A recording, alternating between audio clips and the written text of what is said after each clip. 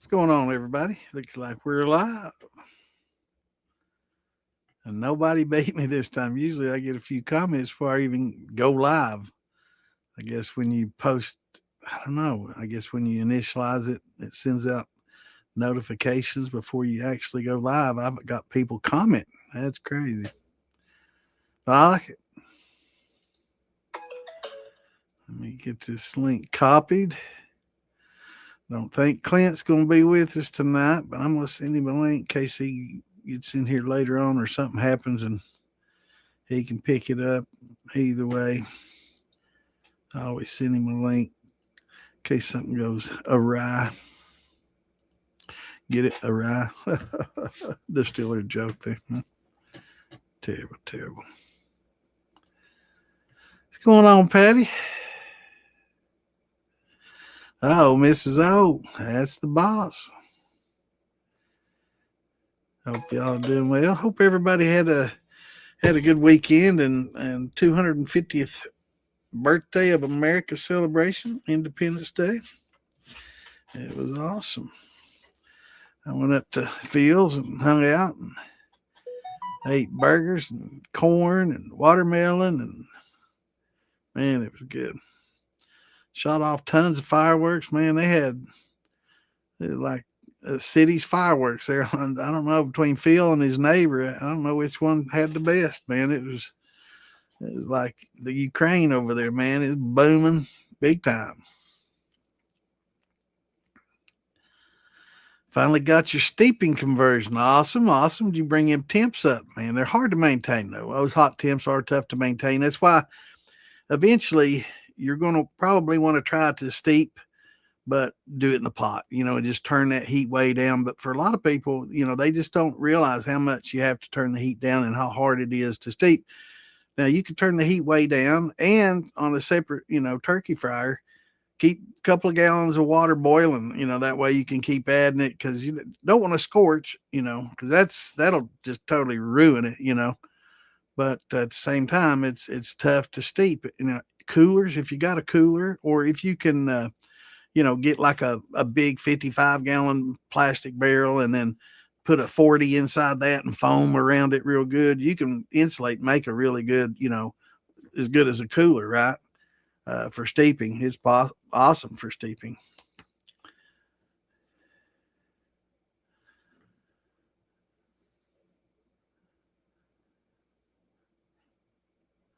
All right, we got a newcomer. What's going on, Fishkins? Good to have you, brother. Trying your first batch. All right. Well, tell us what you got rolling. What's going on, Greg, from Ohio? That's where I spent the weekend, up there at Philbilly.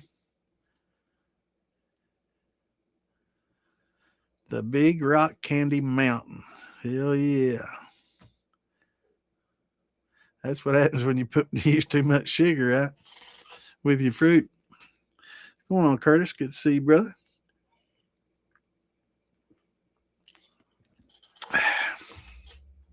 Yeah, when you're trying to make a brandy and you just keep adding sugar and sugar and sugar, eventually you end up with that Big Rock candy, don't you? What's going on, Seashine? Good to see you. Yeah, we had a great time, man. Drank pretty good shine. Old Derek came by with some of his good old grain. Pretty good. Phil Billy had some of his roasted marshmallow out that was really good. And some other stuff that's top secret I can't talk about.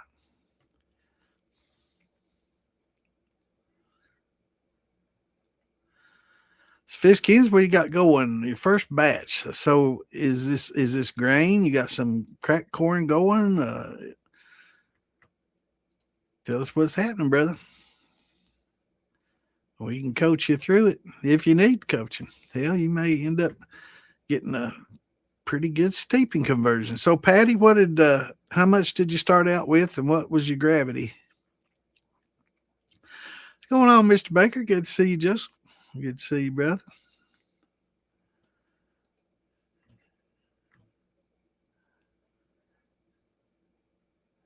But I'm interested in hearing about Patty's steeping conversion. I think last time, maybe it was temperature, maybe.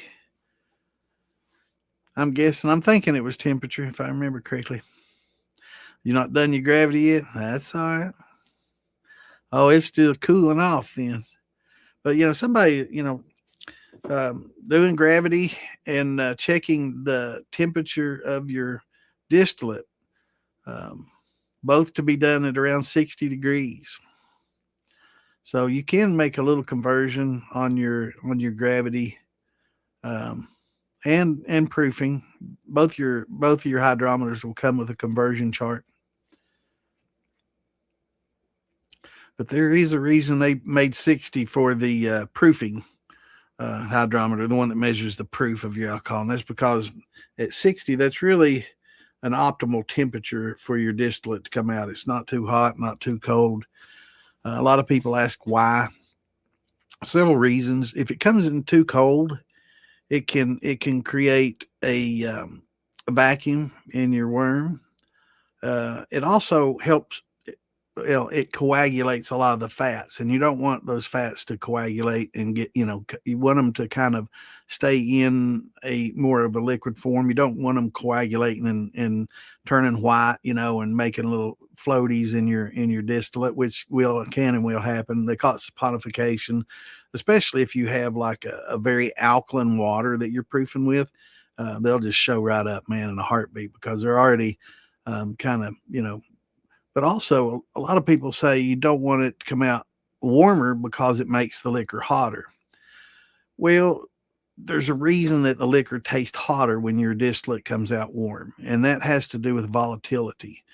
The hotter something is, the more active the electrons are on the atoms, the more active they are. That's why when water boils, it's more active than that. Like it freezes, they're barely hardly moving, right? So, surrounding all these atoms, when they get hot like that, there's a lot more atomic activity.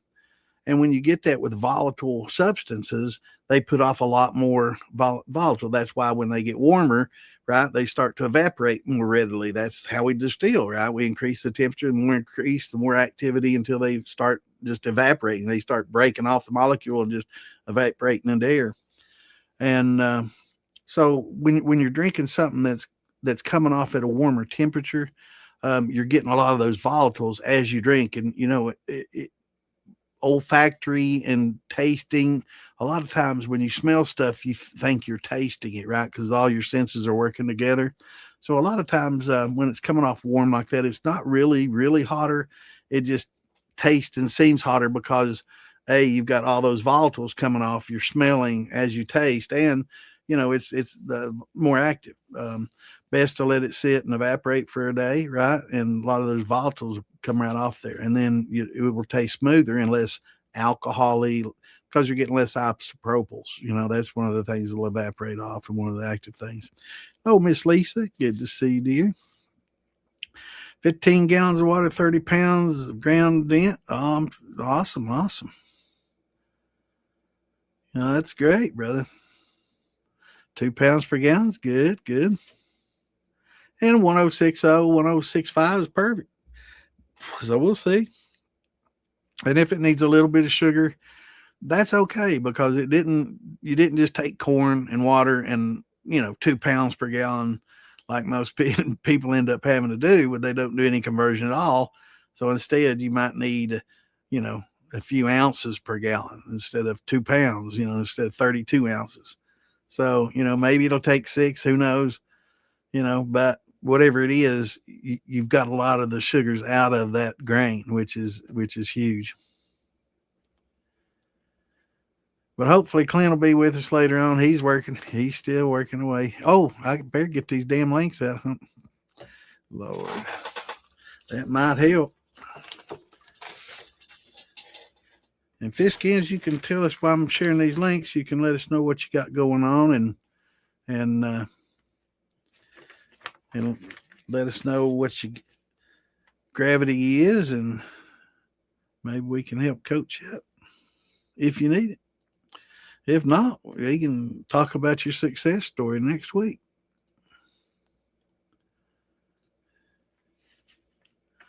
So it won't take long. Let me share these links.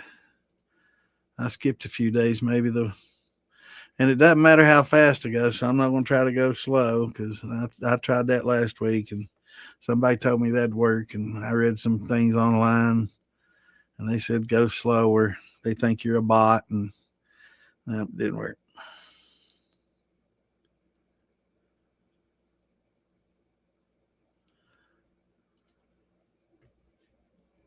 Wait a minute. Yeah.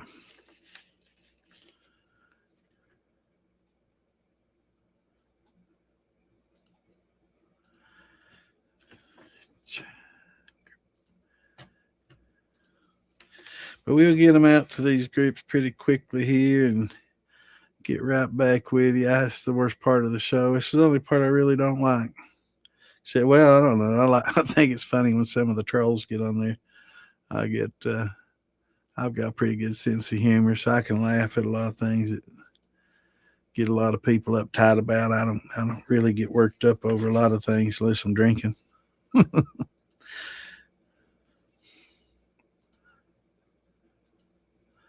And if I'm drinking, I'm usually pretty good until people rile me up. I'm easily riled up though when I'm drinking. Imagine that.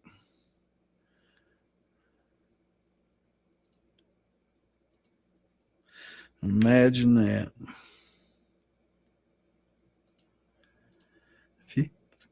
Few boy here.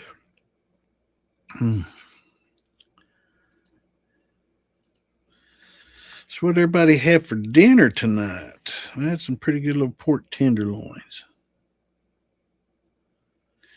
Some fresh corn on the cob and baked taters.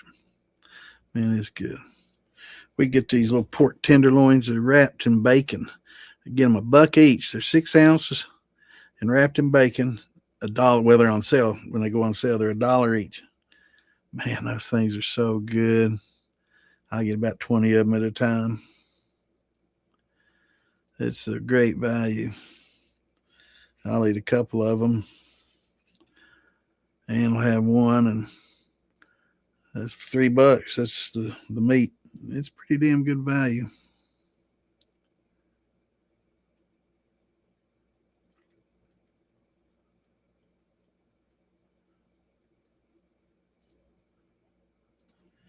Pretty good value.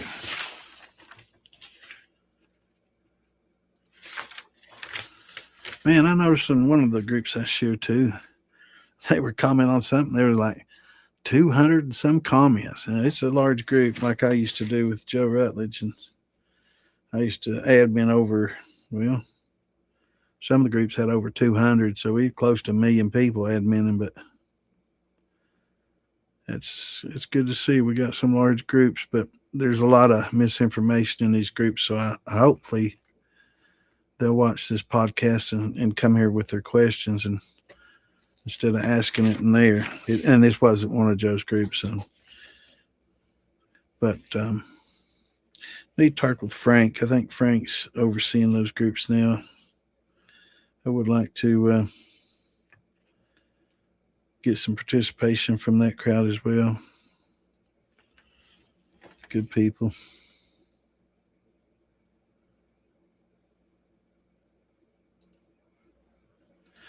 And they know me. I had been there for a long time.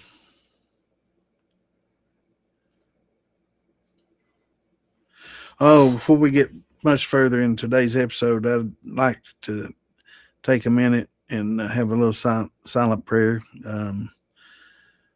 for Solomon. He passed away. Solomon Sutton. This past weekend, he passed away. So my prayers and condolences to his family.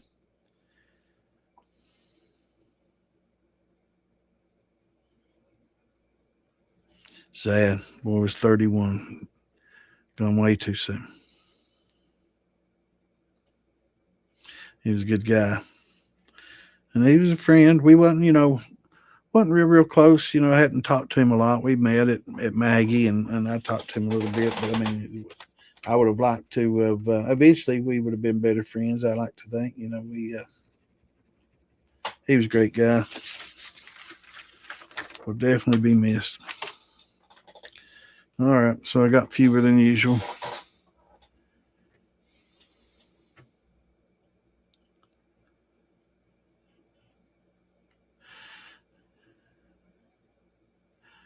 Yeah, lots of nitpickers. It's like monkeys, aren't they? Just picking, picking, picking. Yeah.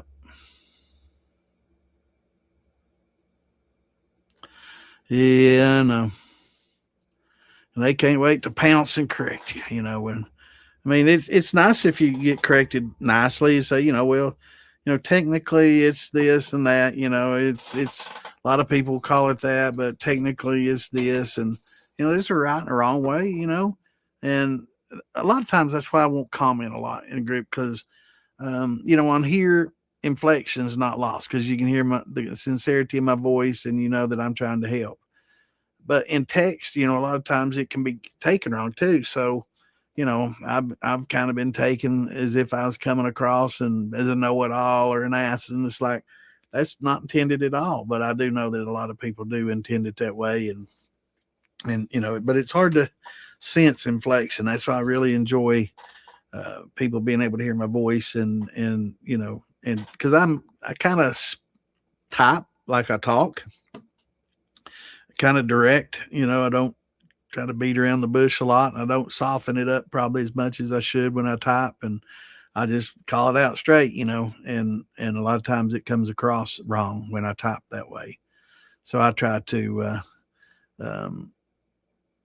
try to, I don't walk on eggshells, but I try to word it in such a way that people know I'm just being sincere and trying to help, not know it all, because it's easy to sound like a know it all when you're trying to help somebody, and I don't want to be seen as that because I don't, and I don't profess to, never have.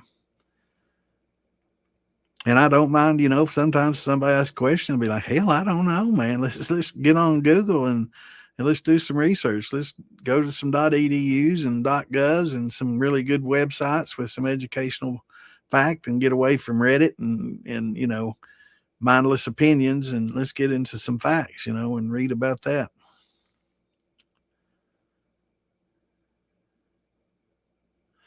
And I try to explain it all out and just instead of just being a short to, I kind of, when I first started doing this, I was kind of short and directly to the point. And I don't think a lot of people really got that.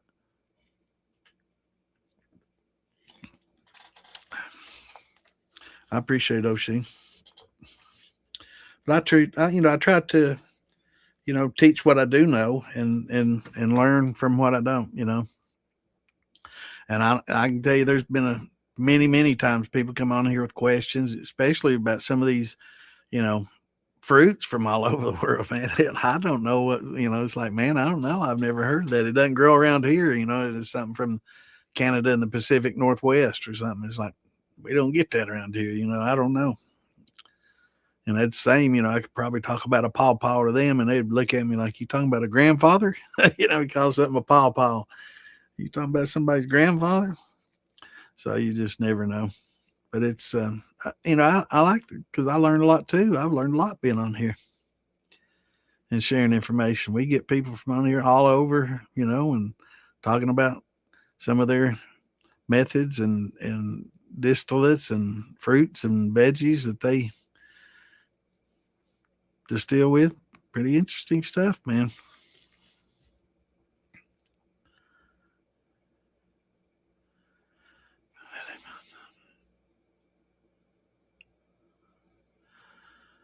Uh, Welding? You mean soldering, or are you actually going to weld? I mean, what's going on, Mikey? You better say hi to me too, bro. I'm looking up here. I don't see it. Oh, it's saying hi to Lisa first. All right, we see you pecking order here. But welding, I guess, brazing, welding, soldering, yeah, it's you can weld copper. It's tough to do. We talked about, there was a group, somebody was talking about that earlier. Asking about welding the copper. And it takes a lot of consumables. There's gases and of course a TIG welder ain't cheap, and the gases aren't cheap, and the rods, if you're using a rod, I mean, a lot of people don't know it, but you can sit there and TIG weld with a grounding, a piece of ground from just regular Romex wire. The ground is copper.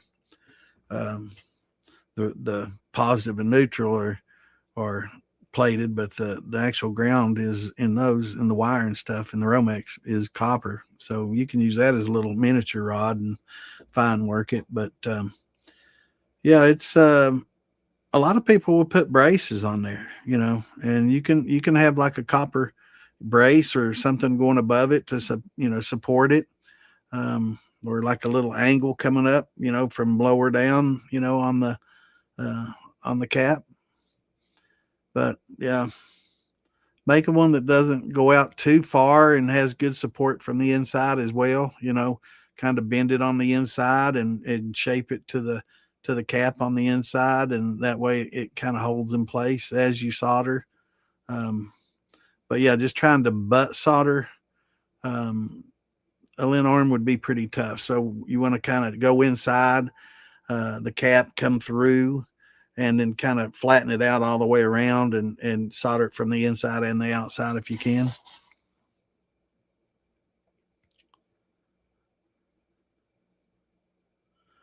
$2 feet long. Now you're going to slope down 45 like a good Kentucky cap then.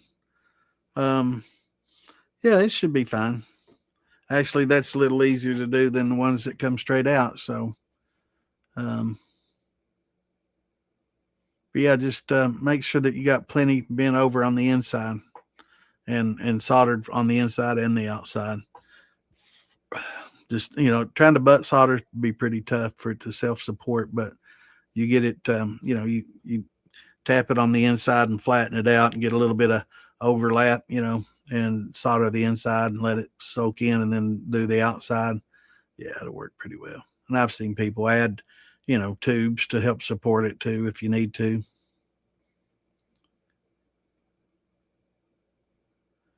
But it should be fine. Just a couple feet long. That's pretty good. Look forward to seeing it, brother. And the best thing about copper, if it messes up, you can unsolder it and try again, Unsolder it, clean it up, flux it, and try over.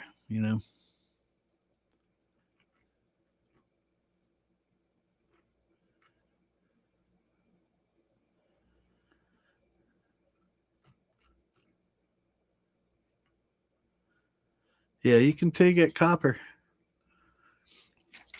but it takes the way it dissipates heat so well and rapidly. It's a little tougher, not to overheat and get just enough and to use enough gas. Hooks to your Vevers. Yeah. You got a 2.5 or a 2 to 2.5 reducer. That's perfect.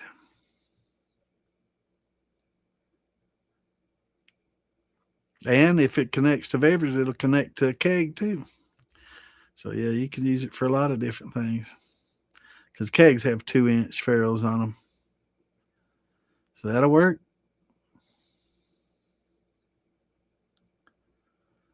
A 8-gallon pot to 3-gallon thumper. Cool. Oh, this is the one that you did the bulkhead fitting on, right? The bulkhead ferrule fitting. Yeah, I remember. Cool. How's Mr. Frame?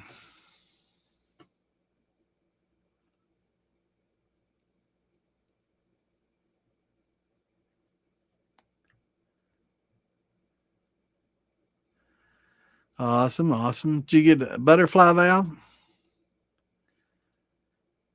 Those big heavy duty valves. I made the mistake of buying a regular valve. What's going on, Frank? Good to see you, brother. I made the mistake of buying one of those regular valves, 2-inch valves. And the body of it was like that big around, solid steel. And it was like that long. And it probably weighed, I don't know, you can do curls with it, man. It's about a 20-pound, it's 20 pounds if it was a pound, valve. And yeah, the 2-inch ball valves, if it's like what I'm talking about, rated for 300 psi, and I mean it's like 20 pounds, bro, and it's heavy, thick steel, and it was hard to open and close. Fortunately, it got dinged in shipping, and right where the base is, right, and right where the gaskets go. So I wasn't even taking chances of it leaking, or else it'd been my mistake and I'd have kept it. But so unfortunately, it got damaged, and I returned that damn thing. But yeah, it was heavy. Butterfly valves they're not real heavy at all. 2-inch. And I use that for my vapor valves, to allow vapor pass to channel it one way or the other. And they work fine. And it's probably not fine for, like if you wanted to use them as a drain valve, probably not good for drain valves, but great for vapor valves, for just channeling vapor here and there. But the ball valves, for a drain or something. Oh, okay. Oh, it's okay. So is this a ferrule? Does it have like a 2-inch ferrule on each side of it, or is it just a smaller screw MPC, whatever?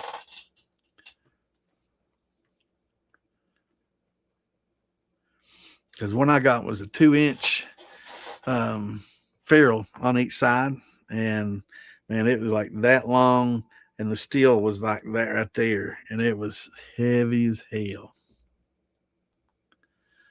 Well, you know what? Before you get aged whiskey, you got to have moonshine, brother. That's what makes the aged whiskey is moonshine before it's aged. It's called White Dog, and most of your big distilleries sell a White Dog now.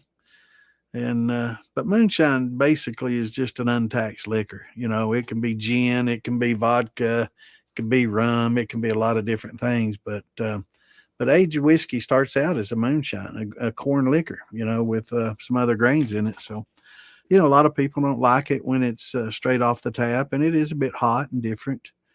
I do. I preferred aged whiskey as well, to most shine. But there's nothing like good old corn liquor too. It's pretty good if you get the right stuff. So not all moonshine sucks. Some do. I've tasted some pretty bad shine. That's for sure.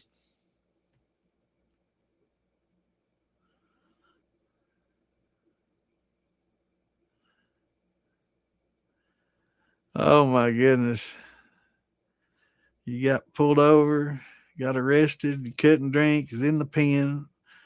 Your wife came to visit with her family. That's even worse. Oh, then it just got worse when you woke up and she was sitting there asking you what the hell's wrong with you. That's funny. Penny cracks me up. Yeah, Jason, you got to find people that make better shine, brother. And all I can say, I've tasted some pretty bad shine in my days. I've made some pretty bad shine in my days. I'd say most that make it will admit it if they're honest with you. They've made some bad. I've scorched some shit and it tasted horrible, but you got to take the speed bumps to get to the highway. But yeah, most of your whiskey is basically just a White Dog grain liquor, that they put in a barrel and age.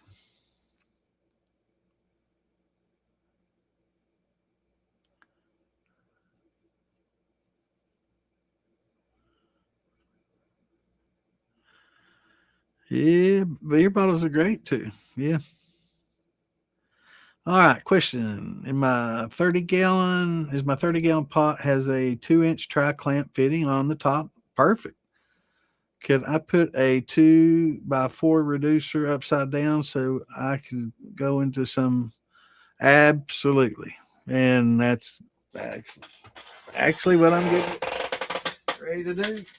Right here is a 4-inch bubble plate that I'm putting together. Column, one of the glass columns, and I'm going 2 to 4 into it, just like you're talking about doing. That works perfectly well. Just make sure that you have support, because once you start doing that, you get a little bit of weight on top of your pot. So sometimes, put a hook in the ceiling, run a wire down, or even, hell, just nylon rope. It's just 200 degrees. It's not going to melt the rope. Okay. So, yeah, but, make sure that you got plenty of support. But yeah, let me show a picture of what I got. Now you can get these from a lot of places. Philbilly's got them. He makes a good deal on them. Let's see here. Are you talking about that right there? That's what that plate comes from. This right here. But yeah, that'll work perfect, brother. Just make sure you got support. That's the only biggie. But yeah, you'll like it. You'll definitely like it. What's going on, Kurt? Yeah, I had a pretty good fourth, brother.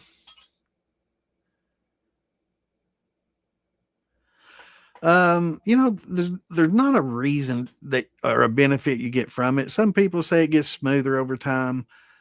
Sometimes people will introduce a lactobacillus in there, and it can kind of eat some of the alcohol, so you don't want to really let it sit too long.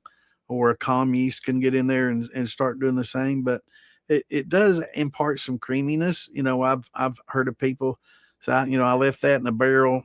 My buddy Tom, I left that in a barrel in the barn. I forgot all about it. 6, 8 months later, the spring comes. I went out and looked and oh shit, I forgot I left that in there and ran it. It's some of the best they ever ran.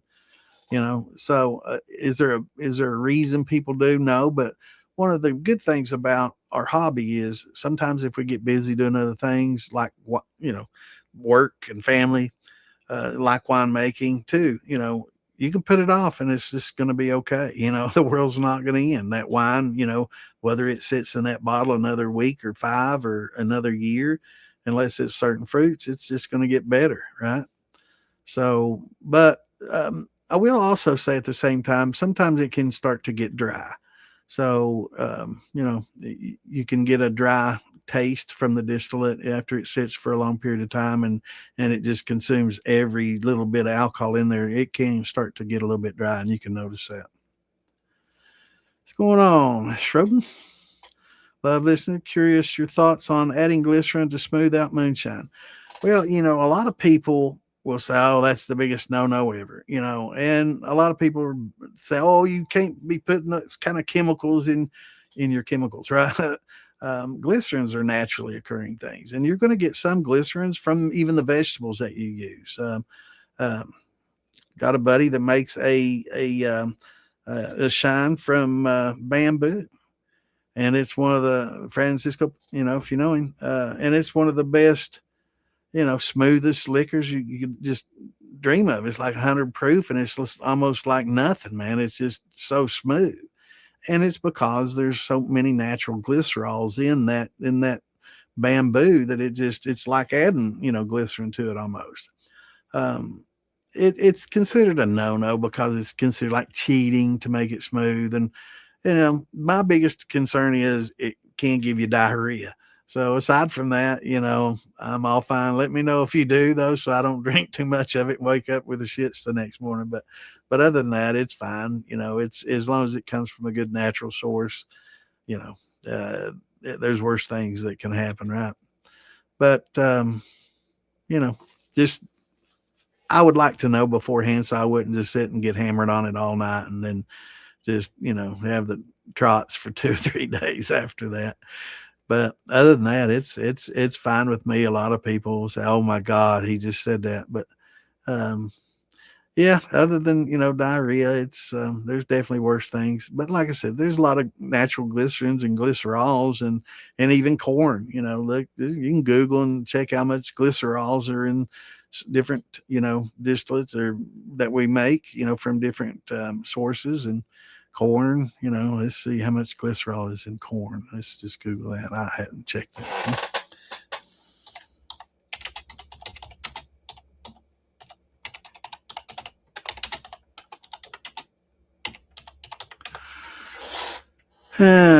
Naturally only trace, so there's not a lot in corn. All right, so let's see. I'm going to say glycerols. I'm going to say vegetables or fruits. High in glycerols. Let's find out that way. It'd probably be easier than. Okay.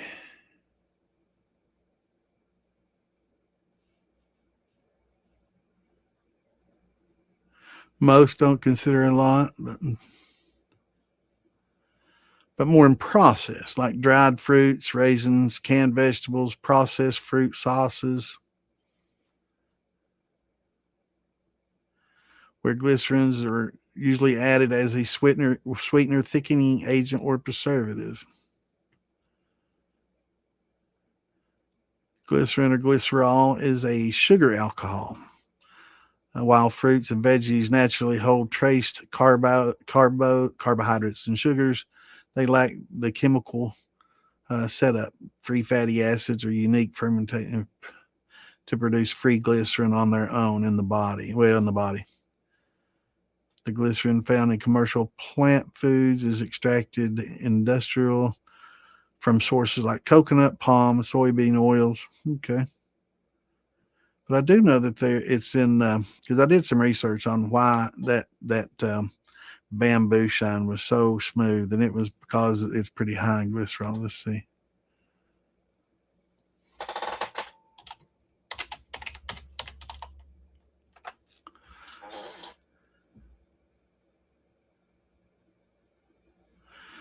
Lignocellulosic plant.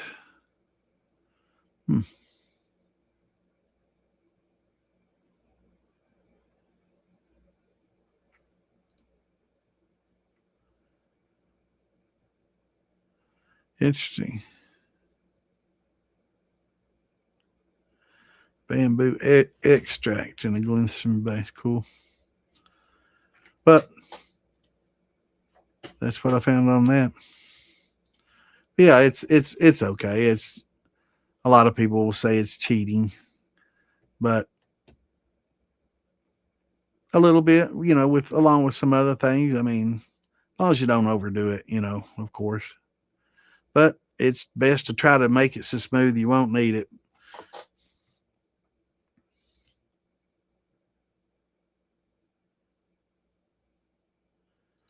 If I'm not using a thumper for flavoring, can I leave it empty and throw in some copper cuttings or mesh?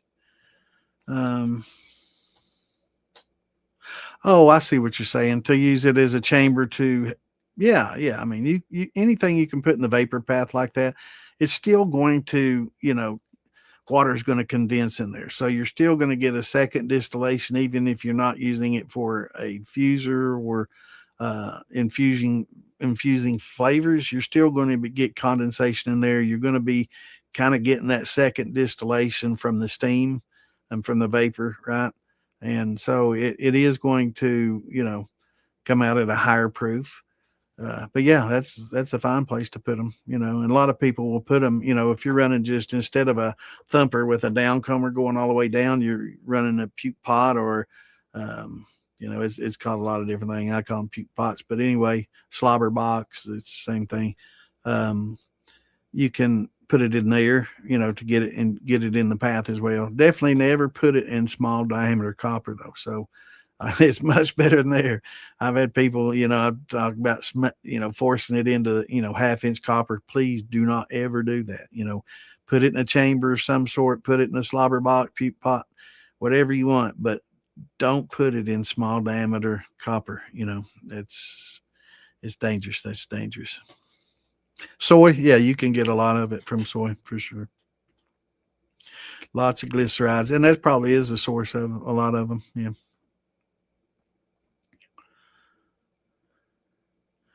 If you got unlimited supply, talk to Alfredo.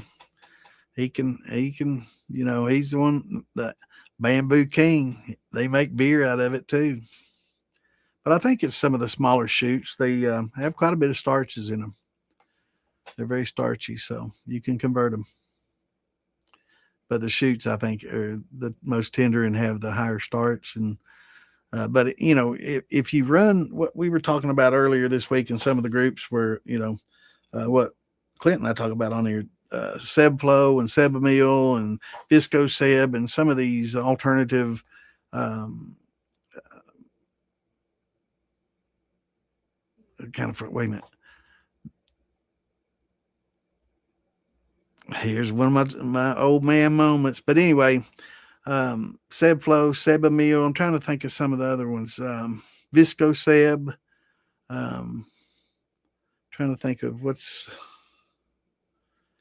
anyway. They're just different amylase enzymes that they're not traditional alpha or traditional glucose. There, a lot of them are beta amylase, but a lot of them, I'm trying to find the word hemicellulase uh, and cellulase. So they break down cellulose and hemicellulose and lignins, and that's like the cell walls, right? And the meaty parts, and a lot of that you can make ethanol with. So when you're converting this, you can break down that cellulose and hemicellulose with these cellulases. I can't believe I couldn't think of cellulose, man. Man, my mind. But they'll break them down. You know, these different enzymes will break those down too, just the same into ethanol and some other byproducts that you can distill. So definitely, it's a good thing. Now, I'm trying to Viscoseb is the one I think that will break down those. Now, Sebamil and Sebflow are more like beta glucanase, but the Viscoseb, I think, it breaks down a little bit more than just like the wheat glucans and the rye glucans and the barley glucans and all those, grassy grain glucans that have that gumminess. Actually, I think the Viscoseb, if I'm not mistaken, is the one that'll break down cellulose and hemicellulose. And what's that other one? What's that called? Getting old, boys and girls, getting old.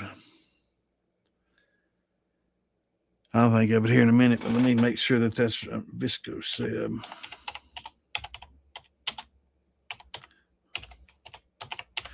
Maybe it'll mention here and retrieve my. Yeah, Viscoseb is a multi-enzyme carbohydrates, plant polys like beta glucans and cellulose. Yeah.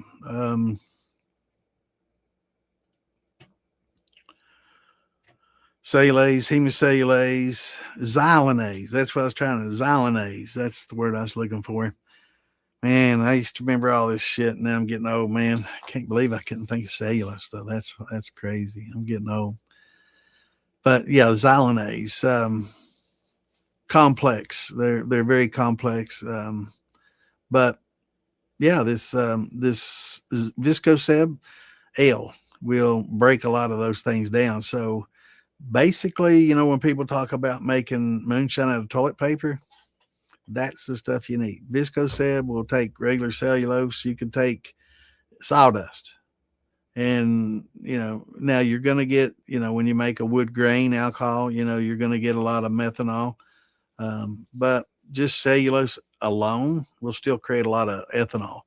So to get the methanol, it's going to be a little bit more of a process. Actually, making methanol is harder than making ethanol.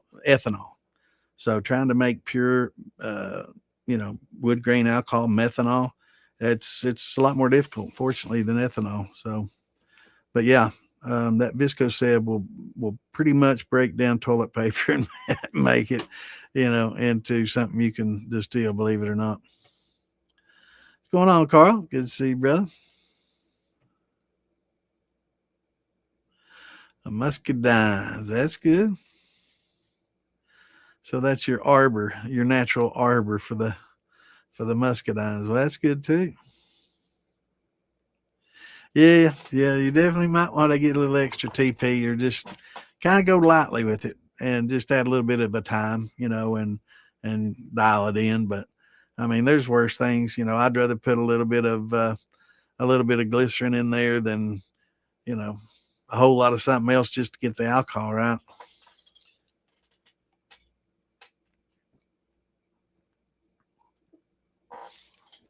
All right, O'Shane. Take it easy, brother. We'll see you. So what happened to our buddy here, Fishskins 420? And maybe he don't want to talk about it. Maybe he thinks, oh shit, maybe I shouldn't say anything. That's all right, brother. Like that 420 though. But yeah, anytime you want to talk about it, brother, you can come in here and if you want to make another fake, YouTube profile and come in and make you feel comfortable talking about it. I know a lot of people kind of paranoid about talking about it. Shit, this day and time, I don't think most anybody cares about, making a little bit of hooch in your kitchen. There are people that do though. So don't lower your guard and just go willy nilly and telling everybody about it and advertise it in the post office wall. Yeah, I don't think I'll put things, put a little ad on your post office caulkboard, advertising you shine for sale or something like that. Yeah, it's not a good idea. Cork board, that's what I was trying to think of. Chalkboard. Cork board, yeah. But yeah, I don't think I mean, there are some places that do. They are gung ho. Um, there's some states with alcohol law enforcement, and that's all they have to do is pretty much sit around waiting to enforce some alcohol laws, and that's all they do. That's their whole purpose in life. And it's another job. I guess somebody's got to do it. I don't agree with it, but in those states, if you have those in your state, be very careful. Because they don't fool around, man. They hear shit, they'll follow up on it. So definitely be careful if you're from one of those states and you want to come in here and comment. I'm trying to corrupt you, but create a fake name or something. Don't come in here with your full name and address and everything and tell everybody where you live and what's on. But then again, on the other hand, if you're in Missouri, you're doing it, legally according to state statutes, and all you have to worry about is feds, and you don't have to worry about state boys. Then you're at the other end of the spectrum, right? You can pretty much come in and be relaxed and talk about it. That's the world we live in these days. Some states, man, they're just chomping at the bit to find somebody, and some states in Missouri, like Missouri, just you can do 100 gallons, we don't give a shit. It's between you and the feds. If you get caught, they tell you have to keep it in your home, and I guess as long as you do, there's not a lot the feds are going to do about it.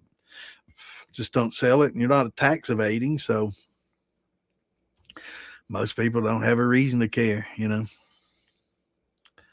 there a recommendation for a turkey fryer heat plate for cooking grain? Have a larger pot. Took forever to get the water to temp. I absolutely do, and I'm glad you asked. And I will show you right now on Amazon. Oh, wait. Cancel. Oh, my goodness. I about went to Amazon from this page. Holy shit. That wouldn't have been good. Oh, I can't believe I almost did that, man. That would have been crazy. Yeah, here's the end of the stream. Let's go to Amazon. Oh, man.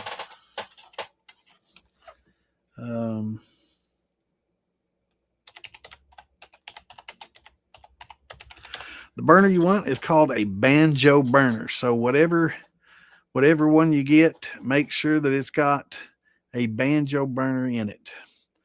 Now you can start with a 6-inch banjo. It's about that big around, and they're okay for smaller to medium pots. But if you got a big 30-gallon pot or something like that with a big old, you're going to need a 10-inch banjo burner. They get about 200,000 BTU. Some of them up to 270. And you want to get a 20 psi regulator. So make sure you get a decent sized regulator. But let's see. I'm going to take a picture of this page that's showing several, and I can kind of describe a lot of the stuff on this page to you. Let's see.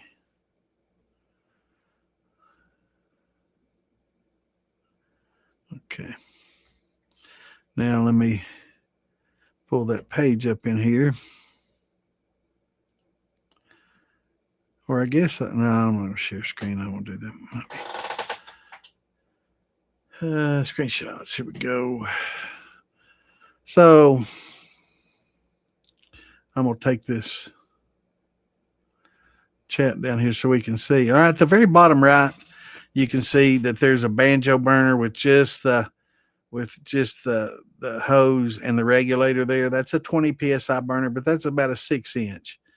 Now, you can see some here that's 83, 99, and 29. That one at the very bottom, 29. That's a 6-inch burner which is great for small to medium pots. It'll heat them up. You can boil in no time, and it spreads the heat out well. I think that says 20 psi.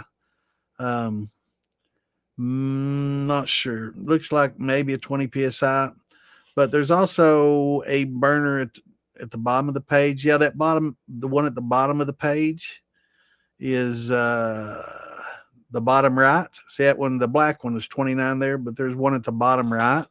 That's $24, and that is a 20 psi, and that's also a 6-inch burner. That's great for a smaller medium pot.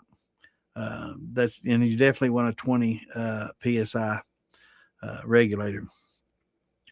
Now, the one at the very bottom to the far left, you can see that that's made of fairly thin steel, bent. Those will hold a pretty good sized pot. I was up at Fields this weekend.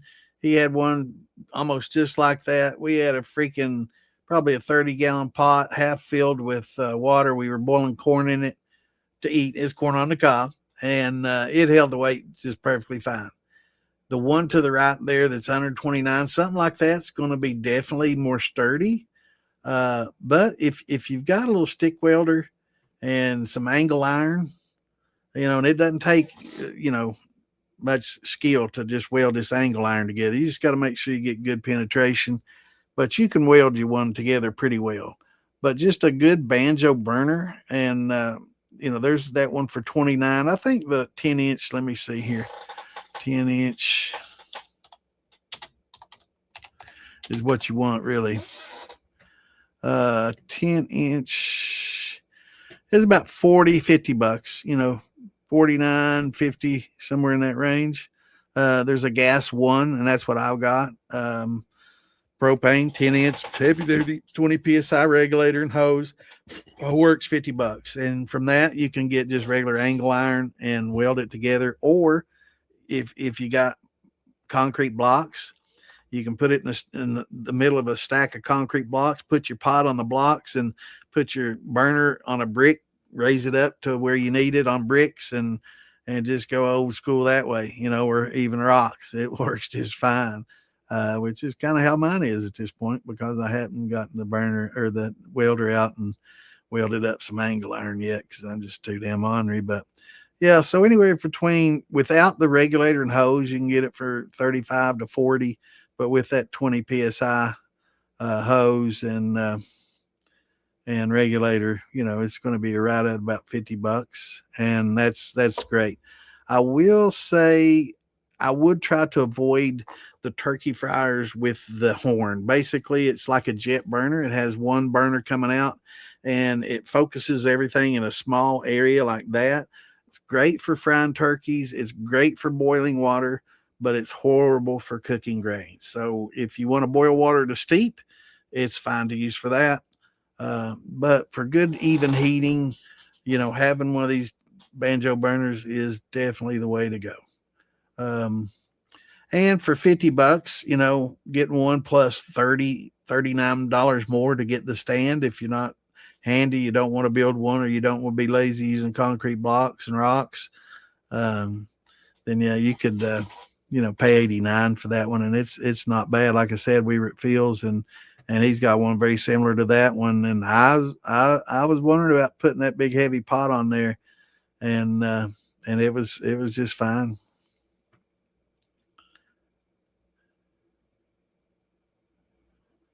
Awesome. Well, if you can fabricate, you just buy the bun, the burner, the banjo. They call it banjo burners, and yeah, you can get you some angle iron. You'll be able to make one for sure.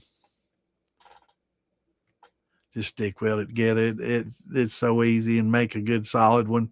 Hell, if you can get some good cheap source of angle iron, you could probably make a living selling them, to people, because people are looking for a little bit more sturdy and not breaking the bank. So I was looking at getting some of these old signs the realtors and stuff uses. Once it gets a little rust on it, they just throw them out and buy new ones. Man, that's good solid angle iron they hammer in. And I was thinking, man, I can find a bunch of those and start cutting them up and welding them. They do not. That's the state I was thinking of. They do not play around up there. So if you're in the Kakalaki, North Kakalaki, be very, very cautious because they do not fool around and they will come and get you because they bad boys. What you going to do? They will definitely come for you, man. So yeah, don't play around up there. But in other states like Missouri, they don't give a fuck. As long as you're 21 over and legal, up to 100 gallons. Have at it. Have fun. That's the way it should be. Definitely the way it should be. What's going on, Donnie? Why does my Applejack taste salty? That's a good question, bro. I've never had something come off real salty. And being salty ain't a bad thing, but I've never did you use anything to infuse with or that's a good question. I've never had anything come off real salty. I mean, do you have well water?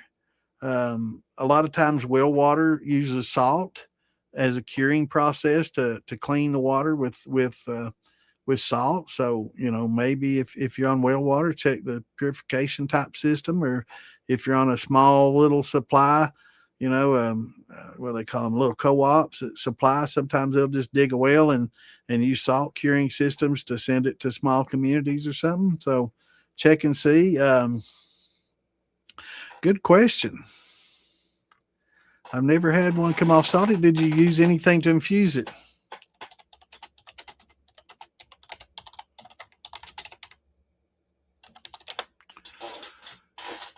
But I would almost think that it would have to start with the water.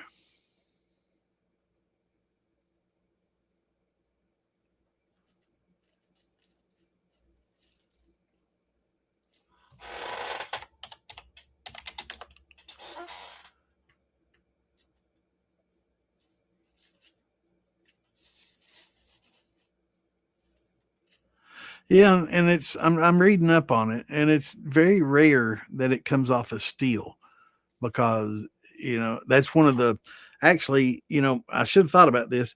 That's one of the ways you can actually take like salt water and get just good drinking water out of it is to distill it, right? Because you'll leave all that salt behind. So even distilling a salty water, I should have thought about that, would leave that salt behind. So it'd have to be something in the post. Did you post flavor it with anything or add anything to it after distillation? I can't believe I didn't think about that. But yeah, even if you had a salt purification system in your well, as long as it doesn't have iron, that's the big bad. But yeah, that's crazy.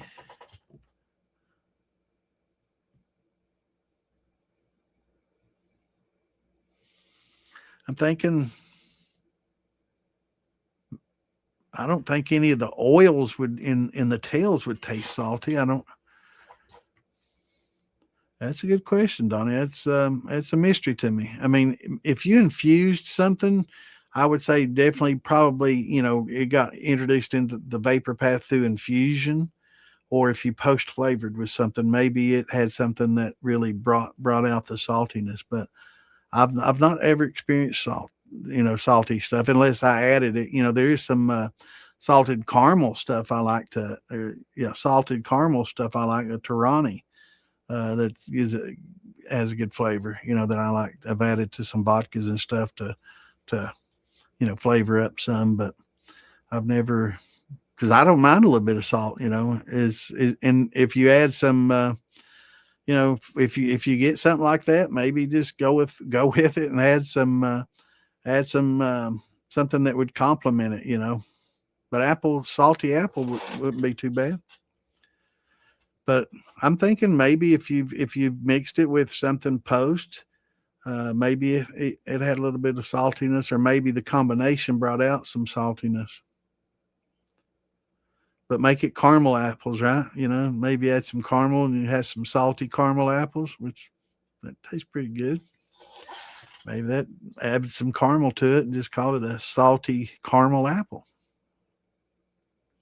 That's why if you get some shine that comes off and it's a little bit sour tasting, but otherwise pretty good, just make some lemon cello, throw in some lemons and make some lemonade.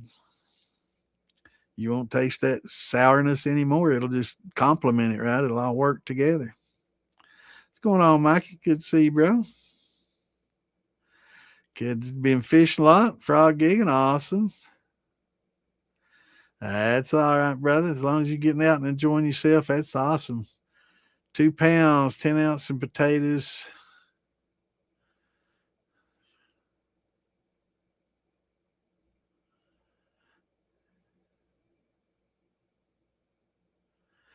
Yeah.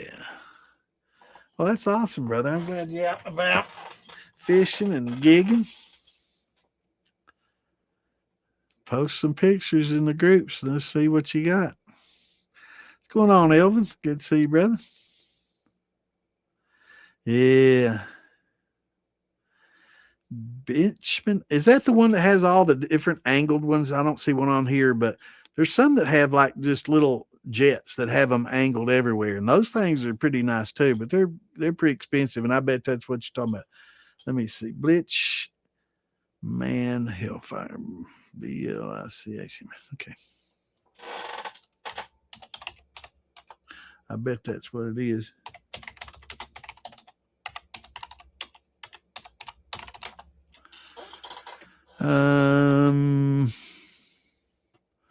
Blinchman, Hellfire, floor burner for. Okay, let's see what we got there. Oh yeah, that's a basically a banjo burner. That's like a banjo burner, except it's expensive as hell. But yeah, it's like a banjo burner, except it comes at angles and it's just straight out. It's kind of angular on the middle there, but and it's got a fancy stand that comes with it that you can adjust in and out, which is pretty cool. But for the cost, it's basically a banjo burner with a fancy adjustable stand. Expensive, but yeah, that's an excellent banjo type burner. It's got the little holes just like a banjo, right? Yeah, it's very nice looking. Let me get this down here so everybody else can see the chat again. But yeah, that's awesome. That's a nice burner and a nice looking stand. 240-volt electric hot plates for 15-gallon pot. Yes, there are some commercial grade hot plates that work well. They're pretty expensive. Um, if you've just got a 15-gallon, you can put it on the stove, bro. I've got a glass top stove that I've got an 18.5-gallon that I run on all winter, spring and winter and fall. No problem at all. I don't like running inside, during the late spring, summer, and fall because it just gets the room hot. But yeah, that'll work on your stove just fine. And if it's too tall for your stove, you can just pull your stove out. Just be careful. Pull your stove out. It's got usually a cable long enough to clean behind it anyway, so just pull the stove out and it'll get you past the microwave or the vent hood, whatever, and you can do your business and then push her back in there. You can put your little pump in the sink. If you got a big sink, just pump right there and have water dripping from your sink and pump it in and just pump it out to the other sink and drain it. Done it that way many times. That works. Just put your gallon milk jug in the sink and help it keep the water cool, that's circulating in there. But you'll have to watch, constantly watch the water flow so it doesn't overflow. But yeah, but I've seen some 240-volt electric hot plates. They are expensive, and they got some bigger ones, larger format footprint, but they can get pretty expensive. And the induction ones are even more so. It gets crazy. But you can also get an element. Let's see. Let me show you a picture here.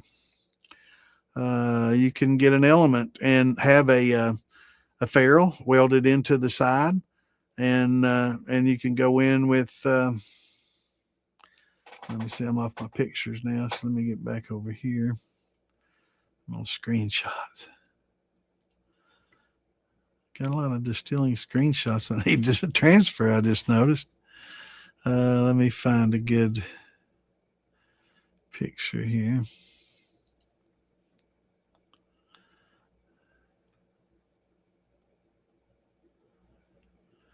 But Phil, Billy, and Jason Acosta, those are the men you need to talk to about getting you an electrical controller. Let me find it here. I got Lots of pics to go through here. I know I got them. What the hell? I think I saw some of my screenshots too, so maybe to go back up there and. Well, shucky darn. What the hell's going on here? Let me just pull it up on Amazon and make a screenshot. I'm pretty quick at that.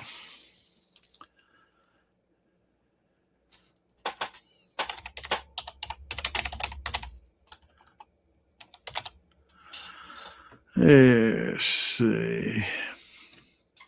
Yeah, let me make a screenshot of that.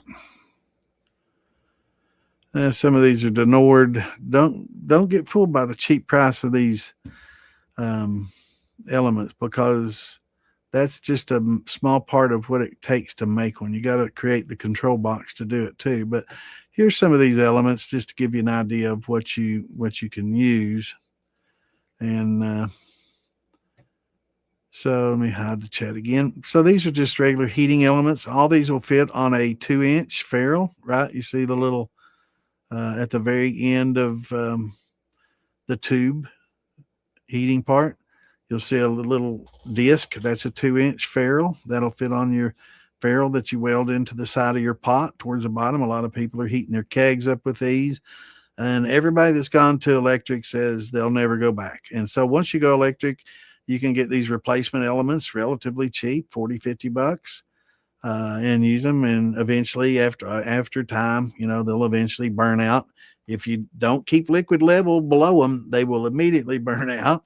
But yeah, they're great, and work really well. And everybody except one person, and I'll never name him, but everybody that's gone electric except for him, and there's a clue, it's a him, have never gone back. They don't go back. Yeah, it's definitely, Greg. You can put 350, 3,500 watt into one of those kegs, or up to 5,500. That'd be really, really quick.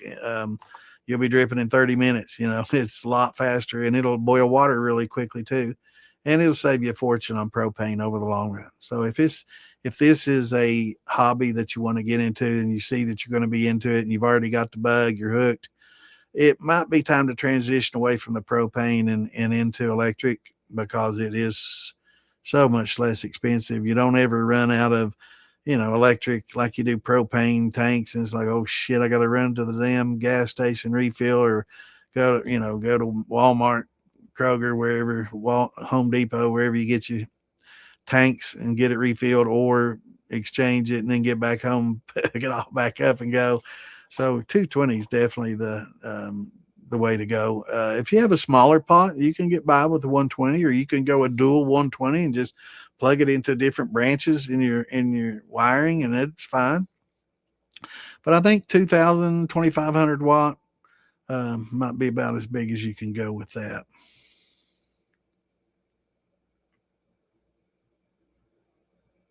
Yeah, South Carolina don't fool around, man. That's what I was saying too, Curtis. Yeah, the salt shouldn't carry through the distillation, because you can distill salt water and drink it and not taste a bit of salt. So it has to be something in the post, and maybe even something, I don't know. Tough to figure. So if you did some infusions or something, then I would look there. Maybe it might have picked it up somewhere like that. Yeah, it's experimenting. And that's one of the things that the court and some of the attorneys and stuff argued for, the right to home distill. Eventually, hopefully, we can make home distillation legal. They recently did do a ruling on it, but that was home distillation with a federal license. Because before that case came out, you couldn't even get a license and distill at home. You could never distill at home legally, period. Even if you were a licensed distiller that had all your permits and everything paid for, you still couldn't do it at home. It had to be in a shack or a building or somewhere other than your home that could be called a business, right? So that's the one thing that struck down, is that you could legally distill in one as a business, as a permitted business. Let me get the chat. Okay, there it is. Have an 8-gallon pot still. Cool. PID with 122,000. Perfect. I mean, for 8 to 10, 12 gallons, that's fine. But once you get to 15, 20, especially like keg, a little taller, not squattier, um, moving a little bit up in wattage speeds things up. And not that you couldn't, but it'll speed things up again. But 8 gallon pot still, 2000. It's so much, man. It's night and day. It's just so easy to do and just to plug and go. Um, yeah. One thing too, PIDs are great, but they tend to cut on and off to maintain a water temperature. Uh, SCRs are a little better for that because it's basically you just dial the heat in and it remains constant. Whereas PID will flash on and off to maintain a heat. You just dial the SCR in to get whatever heat it is, and it'll stay constant at that temperature. So it makes it a little better, but you're not going to really tell a lot in the difference. It may be a little tougher to make cuts because of the temperature fluctuations, but you know, it is what it is. When you graduate, maybe you could go to, move up to an SCR. If you go to something bigger, you can graduate to a bigger element and a bigger, or a SCR. But it works fine. PIDs, people used them for a long time before, the SCRs came out, and they realized that it didn't have to, and that's something like on the stoves. When you're doing it on a stovetop, some stoves are like a PID. They'll kick on and off to maintain a temperature. And then some stoves are like SCRs. You just, once you adjust it, and it'll stay bright, and the higher you adjust it, the brighter it gets, and it doesn't cycle on and off, right? So yeah. Well, you can wire that stove in somewhere else. You can get the old stove and get her a nice new one and take the old one. Speaking of which, the old Frigidaire I got came in this house when I got it. And it was old when I got here, so it's ancient. It's probably 17 plus years old, and it's got like the SCR. Higher I turn it, glass top, and it's a nice one. It's convection, better, nicer than the new stainless one we got, but it's got the right burner is a double burner, 3,200 watt. And man, once I get past 6 or 7, it doesn't cycle on and off anymore. It just stays hot. And it's perfect for distilling, because that's, I don't ever go any lower than those temperatures anyway, so it works fine, but the new stuff sucks. It doesn't have near as hot a burner. And, we got one burner that's kind of not working right anyway. So I was glad you take that one on. Yeah, that's perfect.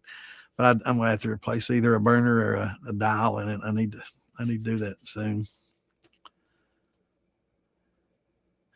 Yeah. The SCR is a little bit more expensive. It's something, but you look at how much you pay, how much you're paying for a, you know, cylinder refill every time, 30, $40, 20, $30, after 5 of those, that's 150, 10 of them, there's a few $100 after 10 of those. Go through 10 in the season, you can buy one for that. Just saying. Right. Yeah. 2,500, 3,500 is fine in a 15-gallon keg. A 5,500, man, will have you dripping in a half hour, man. They just run you out of there. It's so fast. But everybody that's used the electric, I've only heard one person that went back to propane. Everybody else loves it. Yeah. Now, it's not for cooking grains, right? Now, this element is not for putting, in a mash where you're cooking your mash up. No. It's great for boiling the water, but it's not going to be good for cooking your grains, nor can you distill on the grain. And you definitely want to make sure that you got good and clear. You don't want to get chunks of corn in there mixed with it that could get on your element and scorch. That is definitely a possibility. So, definitely not for cooking. Yeah, you can cook and steep on propane, and or boil water with electric like that. Turn it off and then dump it out. Make sure you turn it off, because once it relies on the liquid to keep itself regulated and cool, right? Once that liquid's gone, that element touches air, it's like a flash bulb, man. It's gone. They just go gone. That's $50 down the hole. But yeah, they're really good and quick. Great for just boiling water. If you wanna use them for just boiling the water, and you want to continue with propane, you can save a lot of money using these just for that. But most people get them. Yeah, it's no longer on the propane, man. They get rid of that propane bottle pretty quick, like a baby getting off the bottle, man.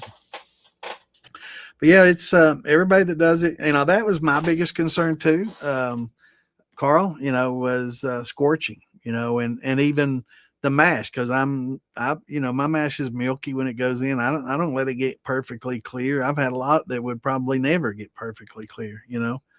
Um, but they don't scorch. It's amazing. The element, once it gets to a certain temperature, it creates a little barrier between itself and the liquid.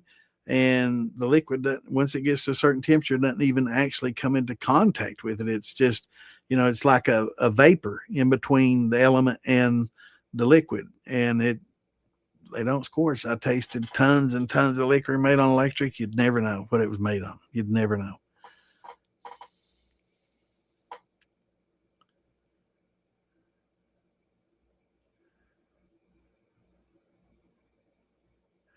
Yeah. The SCRs, it technically, you need to have somebody do it that knows what they're doing, because you're dealing with 220.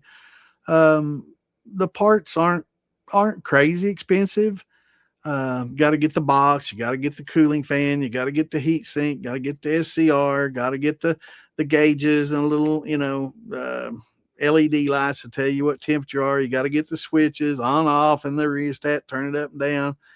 So once you get all the parts built or bought, that's half the price.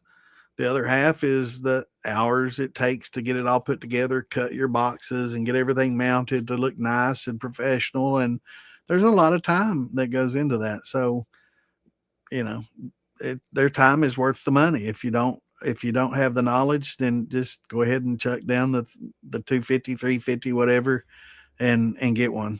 And know that you've gotten a backing. If something goes wrong, man, this thing overheated, bro. What's up? And I ran it like you told me to, and I don't know, this wire blew out or something, and take it to Phil and Jason. They'll fix it. They'll stand behind their stuff. Yeah. Once you go to electric, man, it's just like it's so much easier. It's just the convenience of on off.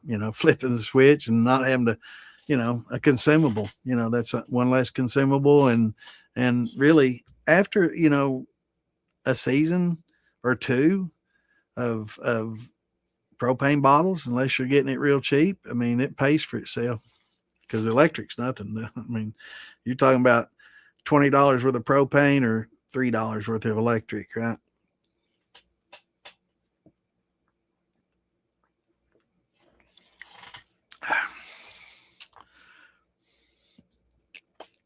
I use a plate with holes in it and set it on 3 glass pint jars above the heating element. Yeah. I mean, and basically these Vevers, let me show you this. A lot of people don't know it, but I'm going to take 1 second here, and I'm going to highlight and move all these distilling pictures that I've screen captured into my distilling.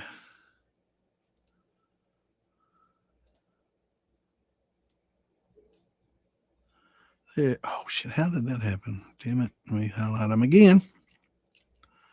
I don't know how that happened.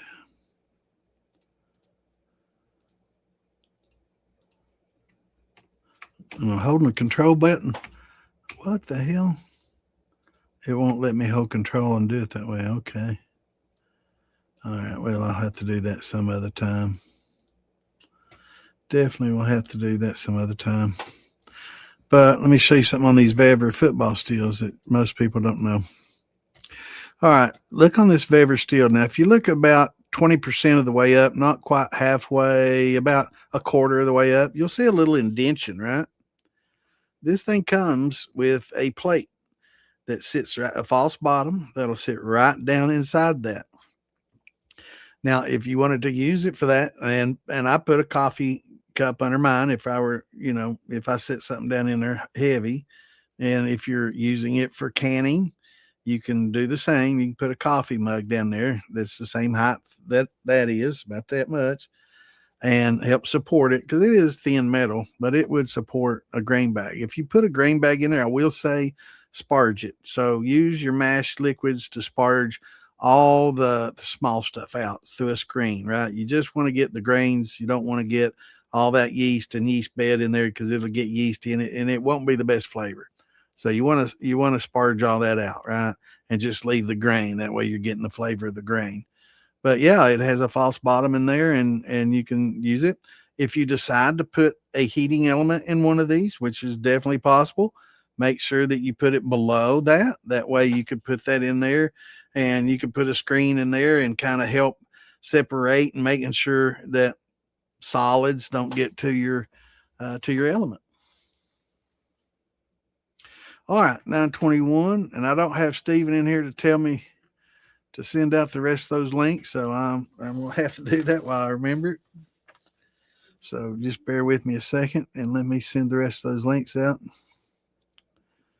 And we'll be done.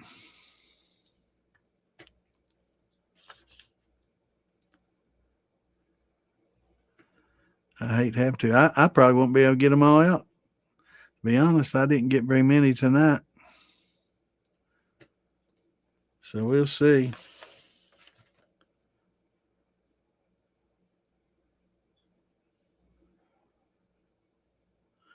We shall see.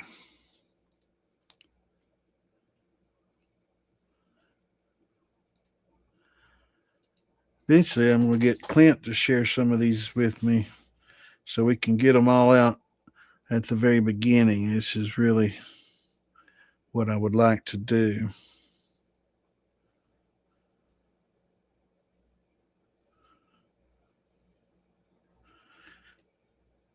That would be optimal.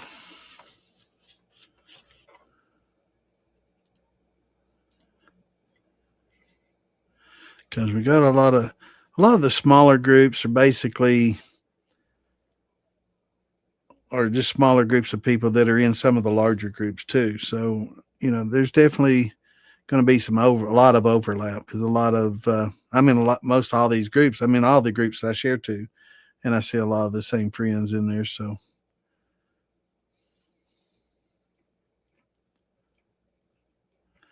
we're all pretty much family. We just like having our own little groups to do our own thing in and kind of manage ourselves. And I mean, I'm the same way. So that's why Eric and I created the DIY Shine and Steel Building. So we could have our own little thing. Originally, I had the first moonshine group on Facebook, but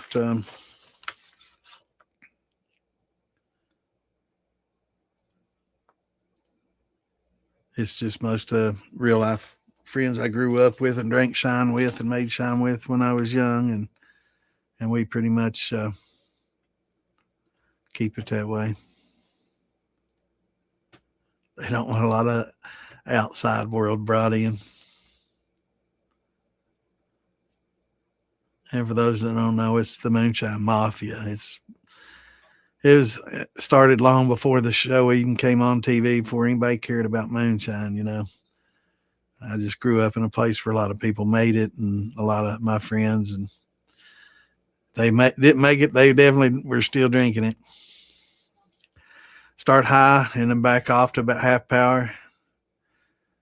Cool. Yeah, that'll work. That's one of the best ways to do it. A lot of people get fixated on thermometers, and there's nothing wrong with getting scientific and learning all about the temperatures. But I did kind of break it down, and I want to do that for here as well. There's a lot of different temperatures in distillation. Okay, you got the pot temp, right? And the pot temp is the temperature of the actual liquid boiling in the pot. I will show a chart that will explain this. And when you hear people say, "Oh, I'll run mine at 180, and then once a bunch of stuff comes off, then I'll do this and that." If you're running at 180 degrees, your alcohol has to be, let's see, has to be 100 proof. So your mash is 100 proof. So that's not possible, right? There's no yeast that can survive that. The only way you get that is if it's like a second run and you didn't proof it down enough. You should absolutely never run anything above 40 on this chart. 40% is 80 proof. You shouldn't run anything above that. So, but when people talk about their mash, that's usually 10, 12%. That takes 197, 8 degrees, 8 degrees, depending, to start boiling off. They're lying to you. Those are Google distillers that's never run the first time, or they've got the worst thermometer, or they're going by a different temperature, like the one in the thumper. Right now, you see 180 in the thumper. Yeah, I'm running at 180. Well, the pot is going to be, in the 190s. A lot of times now, that's the first temp, right? This is pot temperatures, and that's what we're talking about when we look at this. And the reason why everybody says, but ethanol boils at 173.1, everybody knows that. Yes, it will. And it absolutely does if it's pure ethanol. But the second you mix water in there, you've got an azeotrope. So it lowers the boiling point of water, and it raises the boiling point of the ethanol. And it's converse relationship, as you see by this curve. The more water, the lower the water's boiling point, but the higher the ethanol's boiling point, to the point where you get more water than alcohol, which is the case when you get beyond 50, right? Because, and some of the other things in there that a lot of other compounds in there are also azeotropes, the methanol, the isopropyls, all azeotropic. So once you realize that my pot temp is 180 and no, but you're definitely your thumper temp 100% can be. But I've heard so many people say, "Oh, I run mine at 180," and they're talking about their pot, right? And no, you can, but you're not going to get anything come off. Now, if like some people will take temperature at the top, it could be 180, and at the bottom, right next to where the heat's hitting the bottom of the pan, it could be easily 195, 200 degrees there, and starting to boil off some. But your liquid is not truly, the temperature that's measured at the top. It needs to be stirred up, and then you can measure, an average in between the two would probably be more likely. But so the people saying I'm cooking off alcohol off my pot still, not running a thumper, not measuring it in the vapor column, because that's the second temperature I'm going to talk about, is the temperature in the column or in the cap.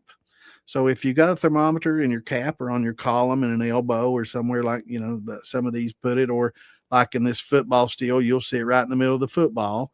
That's going to be a lower temperature than what your pot is, right? Because it's condensing. So once it goes up into the cap, whether it be a horse head or, a football or even a column or into, plates, it's cooling off. That's what's causing the condensation. So you're getting a lower temperature there, right? Because it's cooling off. So it's always going to be lower than the pot boiling temp, right? So in the 190s, if it's just a standard mash, you're going to expect to see things in the 190s, like in this show. So if you've got a 12%, 195, it's going to start cooking off. If you got 10% mash, 197.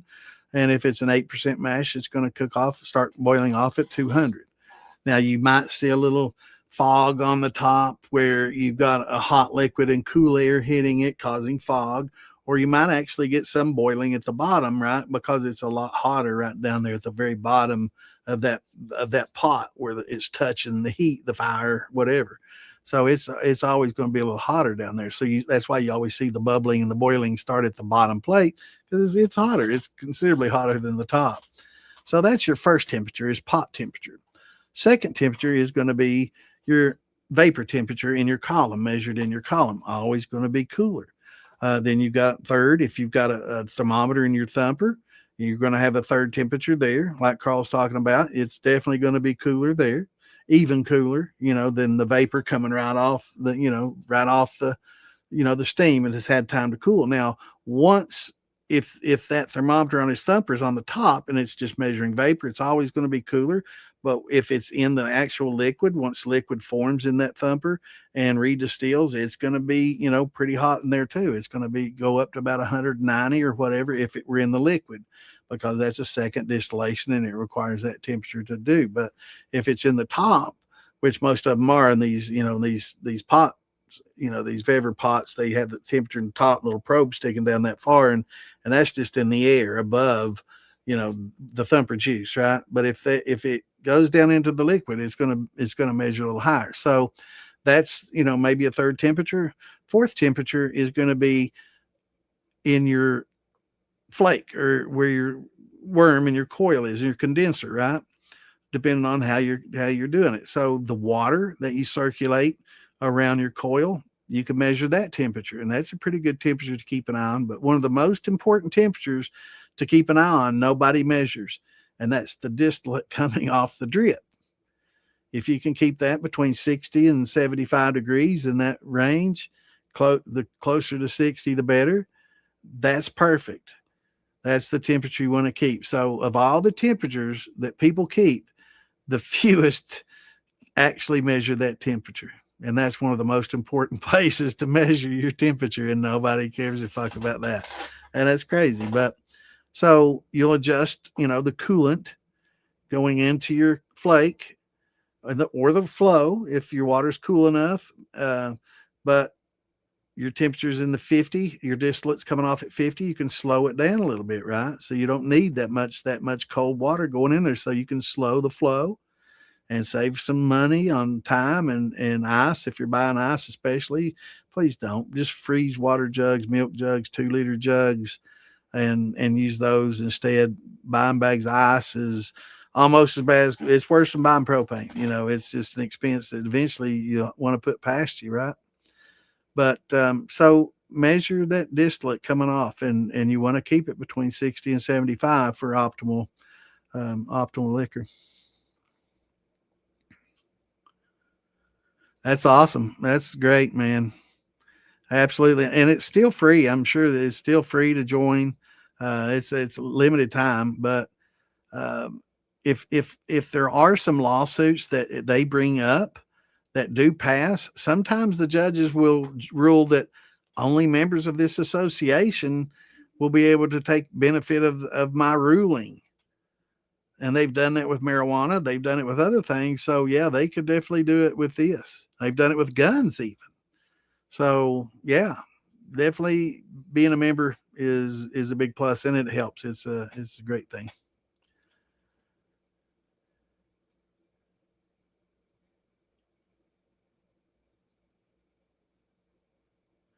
Yeah, that the vapor temperature always, once it leaves the pot, it starts cooling. So once it hits the air, it's immediately starting to cool, because you get immediate condensation. If you put a sight glass in your column, you'll see that a lot of it, is coming down the sides, streaming down the sides.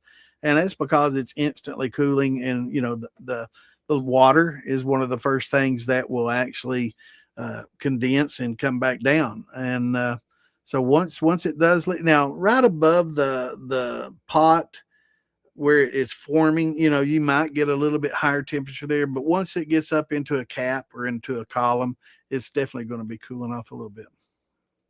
But steam is hotter than the water. So if that's what you're talking about, yeah, the steam itself can be hotter, but it's right at the point where it comes off as steam. But once it channels up through the cap and into, or up the top of the steel like this, this doesn't have it, but a lot of them have a little slope up, before it goes into the column, the cap, or the football. Yeah, it's very hot there. So that steam is actually hotter than the boiling water below it. But once it starts going up into your column and gets to the top where the elbow is, or the cap, the large horse head with a, thermometer there in near the top, it's always going to be cooler there. But yeah, steam is hotter than the boiling water.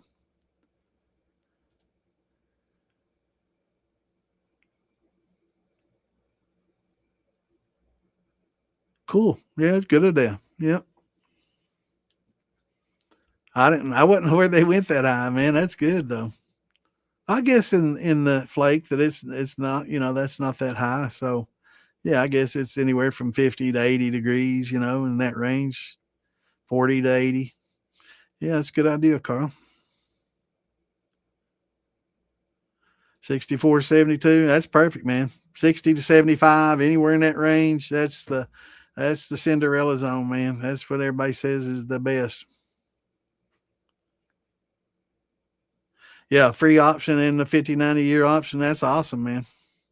What's going on, John? Good to see you, man. Thanks for joining us. You're not too late, just 9:30. A little bit late, but that's all right. We won't give you a tardy pass. We'll not send you to the hall.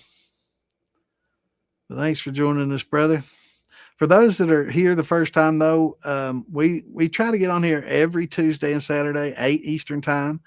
So Marcus, wherever you're seeing us now, I'm glad I mentioned that. I'm put this chat back up so people can see cross-platform, because a lot of the guys on YouTube can't see Facebook comments, and a lot of people on Facebook can't see the YouTubers. Dinner in the DQ. Hell yeah. I like old Dairy Queen, man. I love their chicken strips and biscuits and that gravy, man. That's some good stuff. I love dipping that chicken in gravy and eating that biscuit. That's my favorite thing at DQ. I'd rather have that than their milkshakes, to be honest. I love it. Every time I go to Beattyville, man, they got a DQ, and that's where we hit the first place. Get that chicken and gravy. Yeah, their blizzards ain't bad, but man, I love that chicken and gravy, man. That's so good. That's good home cooked tasting gravy too. Really good gravy. And a biscuit. Yes, sir. And it's such a good price, man. They got a deal. It's like 4 strips of chicken, a little big, decent sized cup of gravy, enough to dip your chicken in and have a little leftover, a biscuit, and drink for like $7. It's crazy, man. It's an awesome deal. Yeah, I love it. Love me some DQ. And of course, Ann loves the dilly bars because they got a sugar free dilly bar, man. And she's diabetic, so she can't have it. She loves the sugar free dilly. So they do give you a dessert with that deal, too. So yeah, I'm definitely giving a prop for DQ. There's a free plug for DQ. It's an awesome deal. But yeah, you get a little fudge and ice cream dessert to go with it, and nuts. It's a pretty good deal, man. I could definitely go for me some DQ. I love chicken and gravy, man. That's so good, though.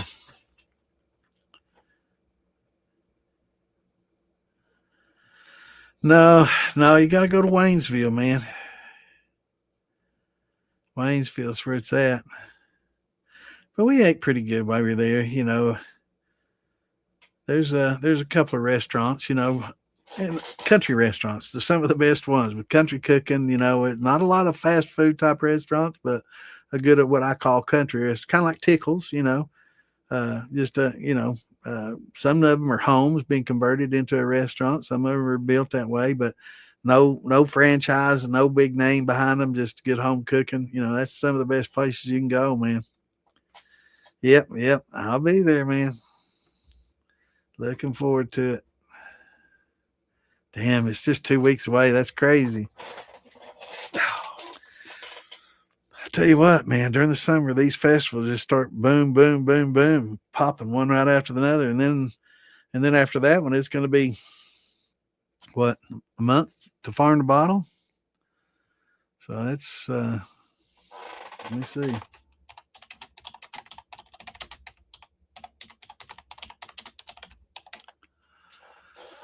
Farm the bottle, August 28th. So yeah, be a month more. A month after that, boom, farm the bottle. And then not long after that, be the OBX. OBX.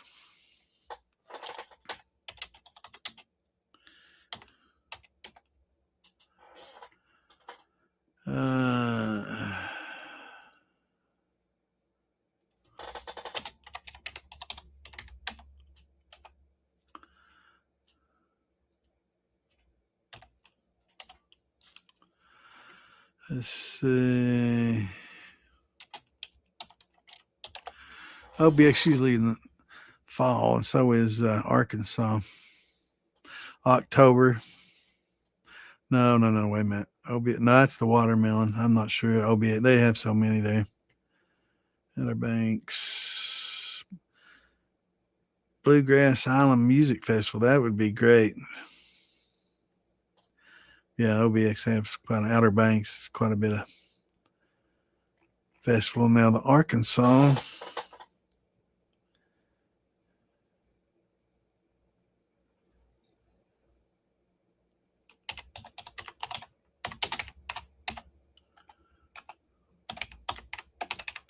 It's usually around Halloween.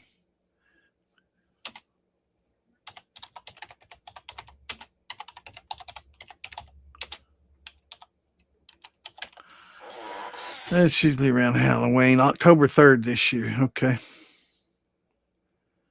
Ozark Moonshine and Music Festival. That's great, man. I love the people down there. They remind me so much of where I grew up in Eastern Kentucky. They're a different kind of hill, but different hills, but similar hillbillies. That's for sure. A lot of people take, this day and time, AI will automatically take out the word hillbillies because that's a slur. I'm a hillbilly and I don't mind the hillbilly at all. It's like calling a redneck a redneck. We'll wear that shit with pride, man. So it's not a slur. OBS, yeah, it's close by. And it's a good festival too. Oh hell yeah, man, they got good. Yeah, it's good. Definitely.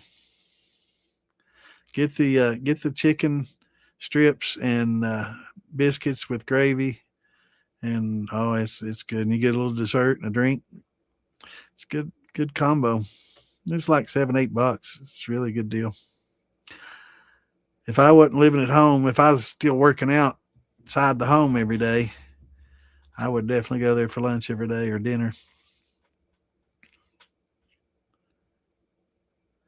Yeah, I wish Damon keeps up with the calendar. It's a month to month thing, but we need to try to keep an annual just list of events from one to the next, just a list, not even on the calendar, just list it in chronological order. We'll try to do better at that. We do need to do better. We need to try to do that and get up with each and maybe have them. It's tough too because sometimes it's like spring before they plant it, and it's just 3 or 4 months from now, and they're still trying to figure out what day they're going to have it. So we're kind of at the mercy of a lot of the event planners, but most of them, know pretty much at least 6-8 months in advance. So we need to try to just do a list like that. It's hard to do on Facebook, but we'll definitely try to do a little better at that. I mean, it's a lot of work for Damon to keep the calendar together. We didn't have one at all for June because he's busy. He works away from home. He's gone for a week or two at a time away from home, and he's just it's tough for him to do everything and he's got a lot on his lap. So I give him a break sometimes, man. I like riding him though. He's pretty fun to mess with. But ask on, jump in the group anytime you want to know what festivals are happening. This, members can chime in, and say, well, I'm on the board of this place, that place. We do have a lot of people on the board at the Farm to Bottle that are in the group, so we can definitely anytime you can do that. Yeah, it's one of his things that he does. Entertains himself while he's on the road doing his podcast. He likes to do the he's into the scary movies and thrillers and he loves getting on there and talking about those. That's been since I've known him, he's always loved that. He's done that for probably close to 10 years, so he's always been into the scary stuff. But he gets on with a lot of other people and does some informational with Wayne and Amanda sometimes, and getting on with and staying on the moonshine topic. But yeah, he does a lot of different podcasts, and they're a lot of fun. If you're into that kind of thing, they're a lot of fun to jump on there and talk about scary movies, your favorite ones, what impacted you as a child. Yeah, everybody likes good scary movies.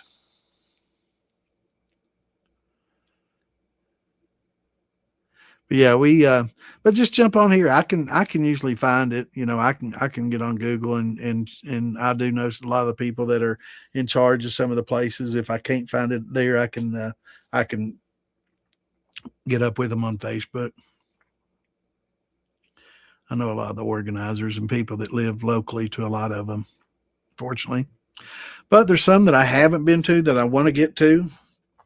Um, and some in Louisiana I want to get down and go to. Um, some in Missouri, that I want to go to. There's another one in Arkansas. I'd love to be able to go to all of them, but I'm getting so old. I can't drive anywhere, man. I fall asleep at the wheel. I can't. A couple few hours is it for me. If it's longer than a 3 hour drive, I might have to start drinking coffee before I drive just to keep me awake because I start getting drowsy, and I've caught myself a couple times falling asleep at the wheel. So I can't do it. I don't drive long distances. Couple hours, few hours, that's no problem. Going to fields and back wasn't a problem. Um, but anything over 3 or 4 hours, it's tough on me. I can't do it. What's going on, Big Soup? Good to see you, brother. Yeah, we had a great Independence Day. Hopefully you had a good weekend too, brother. 3:30 for you. Oh man, yeah, my fiance's a 5 o'clocker. She has to be up at 5. So I understand, Carl. Have a good one, brother. Thanks for tuning in, and we'll see you. We'll see you back here on Saturday. Have a good week, my friend.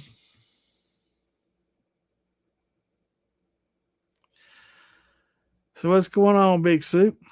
Nah, we're not doing much, brother. Just chilling, talking about eating Dairy Queen and a little bit about moonshine, man.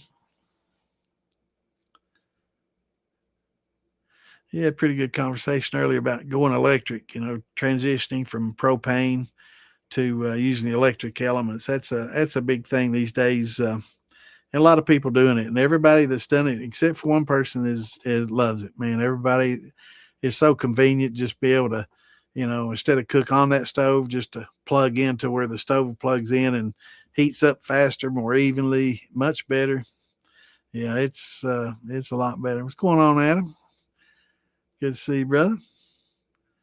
But yeah, adding the SCR or PID, even whatever you can come up with, definitely the way of the future, man. It's so much more convenient, and it's just adding heating elements. They're similar to a water heater element, not real expensive. Getting the control boxes for these are, but I guess the elements, the consumable, you might go through one every 3 or 4 years until you know, heat one up without the electric on it, or forget that it's still plugged in when you drain the steel or something like that. And then it's gone just like that. But if you take good care of them, keep them clean, they'll last for a long time.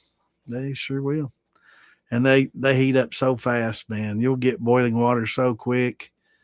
A lot faster than propane, man. It's really quick, especially if you got dual elements. It gets crazy. Like you put in 2, 5 or 5,500 watt elements, man, you can have that water boiling in no time.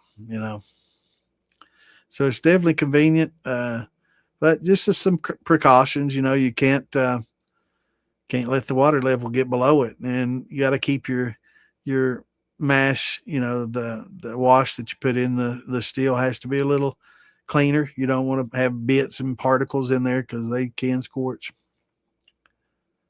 Yeah, they are the bomb, man. They are, and they're not that expensive. These are all pretty much Denord. A lot of them are Denords. In fact, I think they're all Denords. Now there's a couple of different name brands here. Let me remove this. Y'all can see it. Um, well, that one might just be too. I don't know what that is. Oh, that's an insulated contact temperature ceramic thermostatic heater aluminum. I don't know what the hell that is. Anyway, the rest of them are elements that'll fit a 2-inch clamp. The wavy ones tend to be pretty good for smaller things. That way, they're not as long. The ones that are folded over several times are pretty convenient too, because they get a lot more heating element in a shorter area. The bent ones are the least expensive of the three, for the reason that they tend to be a little bit longer, for the wattage rating that they are. A lot of times they're a lower wattage rating too. The one I got's like the one on the left there. It's been over itself double, triple times, two loops, and then a third right down the middle. And those things, man, they heat up fast. They really do.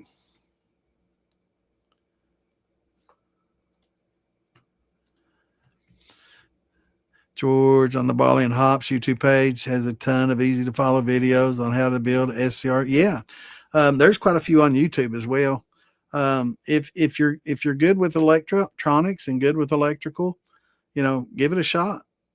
If you're not very proficient and you don't know which right, at least find the right size gauge of wire to use and do everything properly. And it can work out fine. There's some videos on how to do it. I mean, hell, Phil Beasley will help you. He makes them and sells them. And if you're trying to do it yourself, he'll say, oh, yeah, you need to do this, or don't use that wire. That's going to be way too small, man. It'll blow like a fuse. You need, 8 gauge or 10 gauge for that size or whatever. He'll help. But yeah, there's lots of great information out there. The SCRs is really the way to go.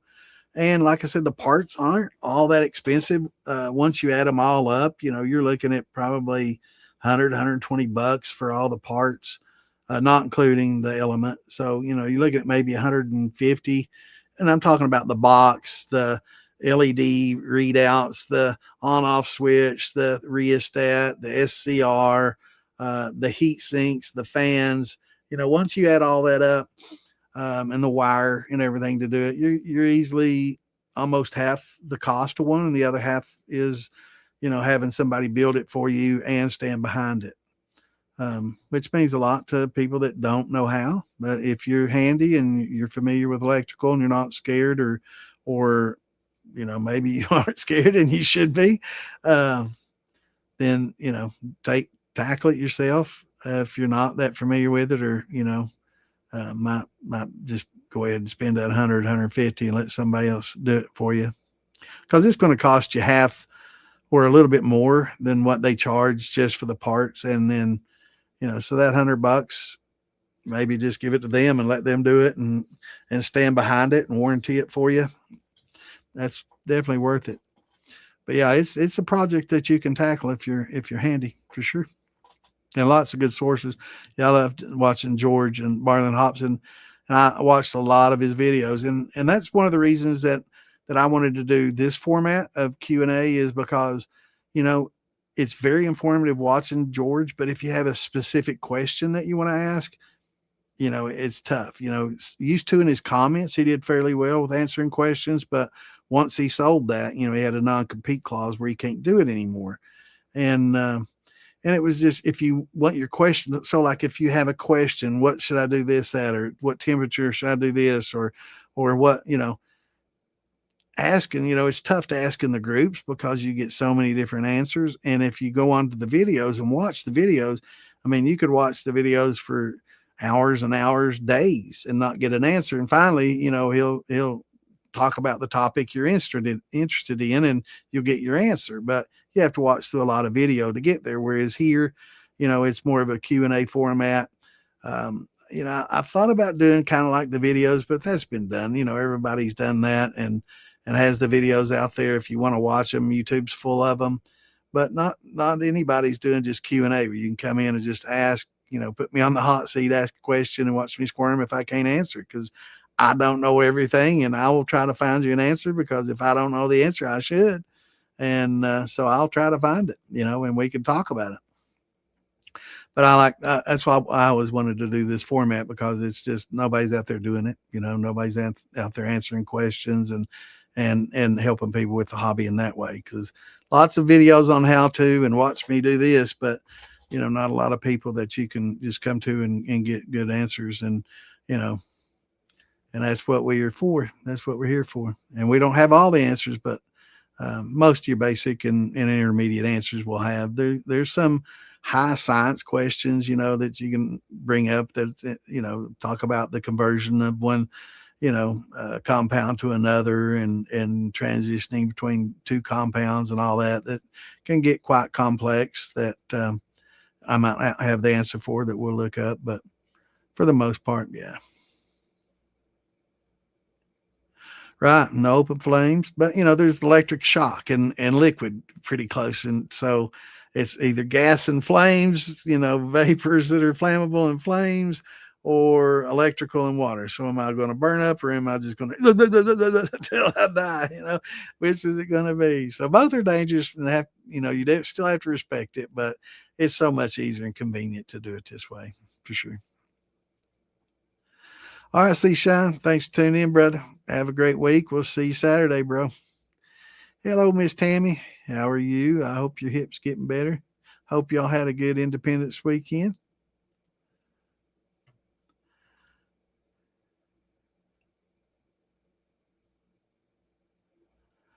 It's a good question. I don't know about the pre-built ones. Um, but for 30, 40 bucks, give it a try. I mean, the parts alone pretty much cost more than that, so I can't imagine them being that great. Let me look here.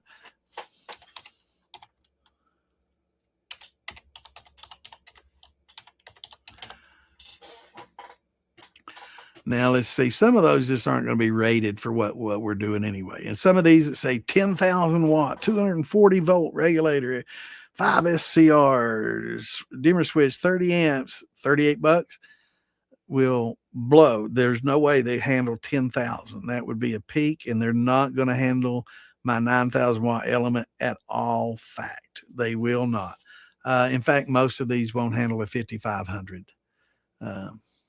Believe it or not. AC variable speed controller. If you have a motor, that would be fine. But again, for a heat type, like they say, it's a router for a fan or electric motors. They're great for that, but for a heating element, they can't handle it. Here, SCR controller voltage 10,000 watt for heat controller, AC 80 amp output. I can 100% guarantee you they're not going to handle 80 amps.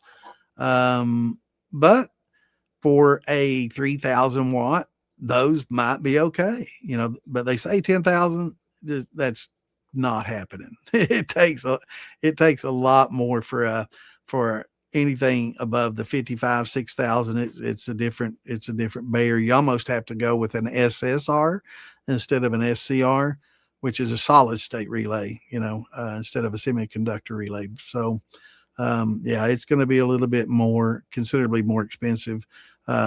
I like the 9,000 watt element because I can run it on a 5,500 SCR rated for a 5,500 and get 55 all day long and run it at 100% as long as that controller can handle it. My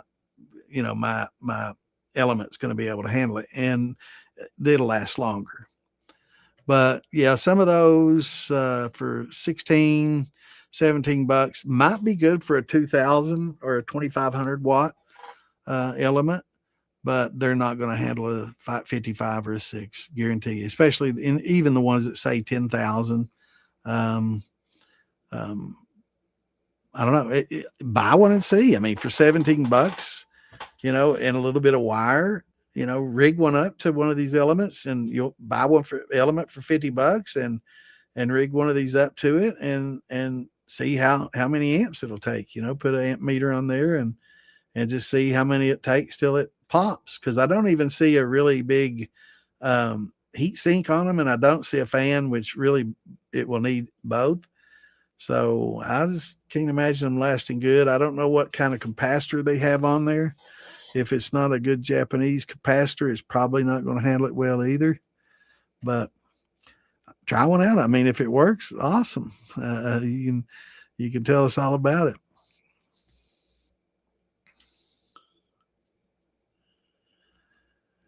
I got no clue. My batch ratio is fucked. Well, you don't even know what my batch ratio is. You're just a little tro. Say bye.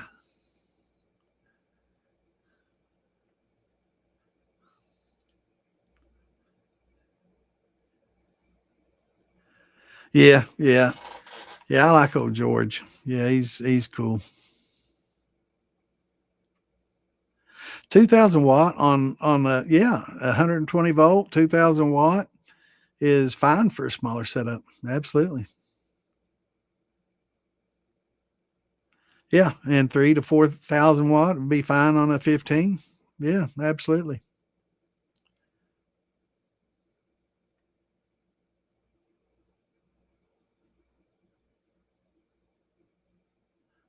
You just love trolls that come in like that. Nothing to contribute but stupidity. Do you have anything else to say stupid before I ban you there, Como? Yeah, I didn't think so. Bye. Troll. At least humor me, man. At least say something funny, something original. I might let you stick around a little while if you humor me.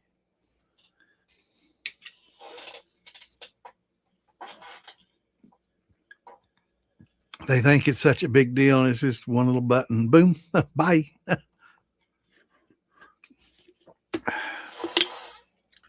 lot of people stupid hate. Yes, it is, Miss Tammy. It sure is. I haven't had a shot. Let's see. Need to save this, and I'm saving this for a special occasion. I can't talk about it right now because it's going to be a special podcast we got coming up. Phil's going to be on here with me, and I'm not going to give up too much before that. Other than that, but it's going to be very interesting. It'll be definitely a show that everybody won't miss. We will advertise it though before we do it, so the cat will be out of the bag before we do it, but won't it kind of be a surprise and something new?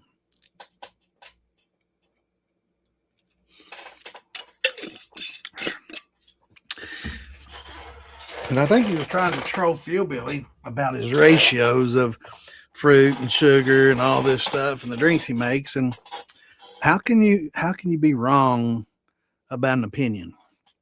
You know, it's an opinion. I like it with this much sugar in it. Now you may not. You may like more. You may like less. You may like less fruit taste. You may like more. You may want higher proof. May want lower proof. Those ain't facts. So yeah, just a troll. Just a troll. That's good. We can drink some together. Lord, that's 140 proof tough though. Hard on the old throat. I need to proof that down just a little bit. Lord, Wes killing me.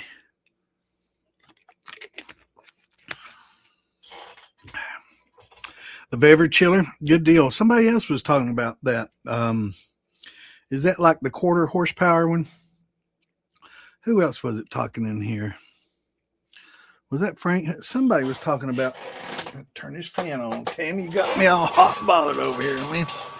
Um, somebody was talking about getting. Is that loud on y'all? Yeah, I can see it on the microphone. Yeah, it's a little better right there. Exactly. I mean, who's to say that your ratios are wrong? Okay, what's right? What you like? Okay, well that's right for you, but maybe not everybody else in the world. That's crazy. People just like to troll, man. It's just there's a lot of unhappy people in the world these days, and I'm not going to get political or anything, but our media is trying to stir up this division any way they can. White, black, good, bad, evil. Orange man. Blind man. It's just all trying to twist everybody up and get everybody to each other's throats. Because as long as we're arguing with each other, united we stand, divided we fall. Have you ever heard of that? That's why they want division. That's the only way that they'll ever have any control over us is if they keep us divided. So keep that in mind.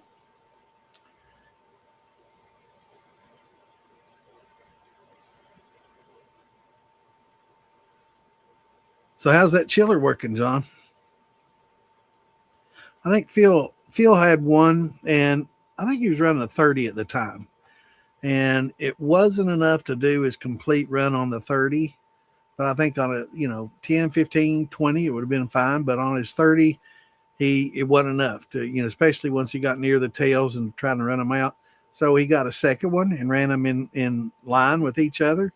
And he said he had plenty of cooling and then some. So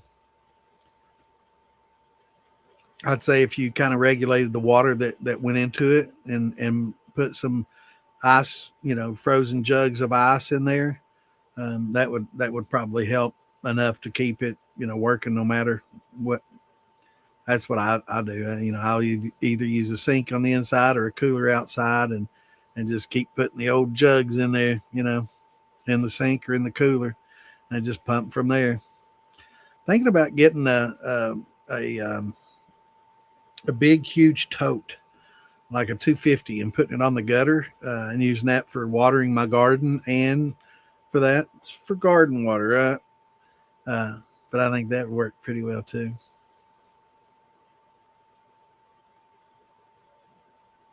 But I can hide one behind the bushes, kind of paint it green and tuck it in there behind the hedgerow, and nobody even know it was there. And just pump it.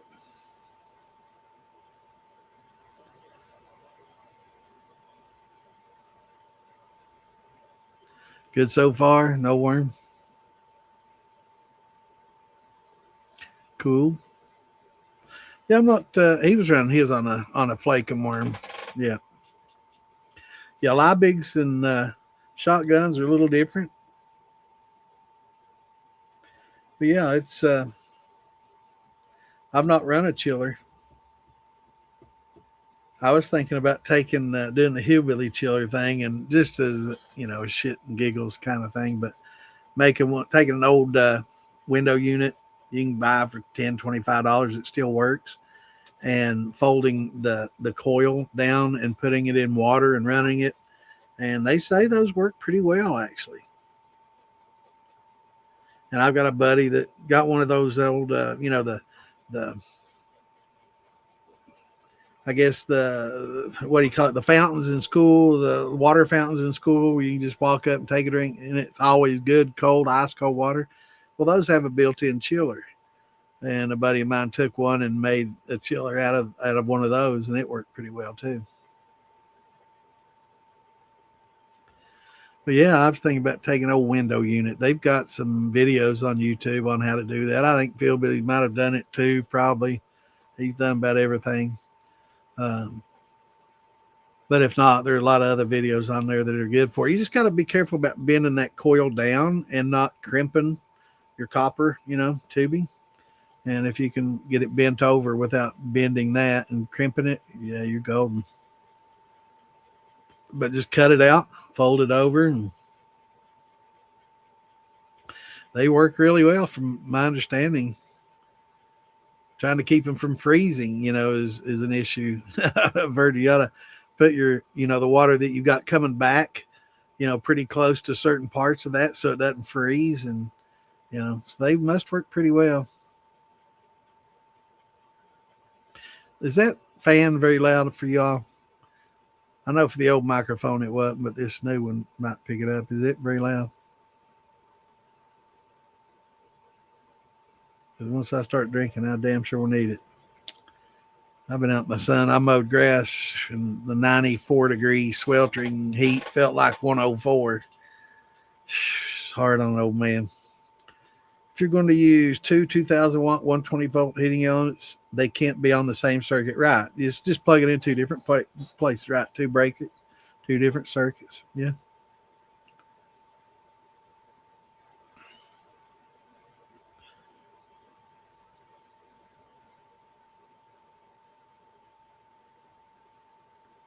Yep. Yeah. Just run it to two different ones. And I'd also stay away from GFIs. So, I wouldn't plug it in a bathroom one, maybe, or a kitchen one, maybe somewhere else. And 20 amp, not some of the 15s, because some of your breakers may be 15s for certain plugs. You don't hear that fan. Okay, good. Because I can see it illuminate one of my lights on my mixer board just a little bit, and I just don't want that distraction, that noise in the background. People might not be able to hear me good. I do like my new little microphone setup though. Pretty slick. And my new little mic mixer. I haven't. I've got a voice changer that's fun. I'm not gonna fool with it on here, but uh, when I'm talking to other people, or like on the shit show when I'm kidding around and stuff, it's awful fun.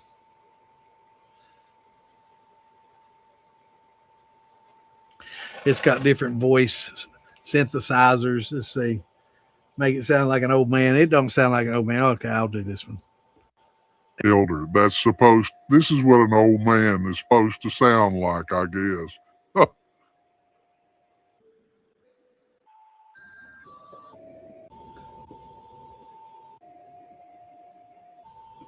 Now, is that how old man sound? What's going on, Master? It's good to see you, man. You got it. You got here just in time to hear my old man's voice. Old man, it don't sound like no old man. It's like Lurch.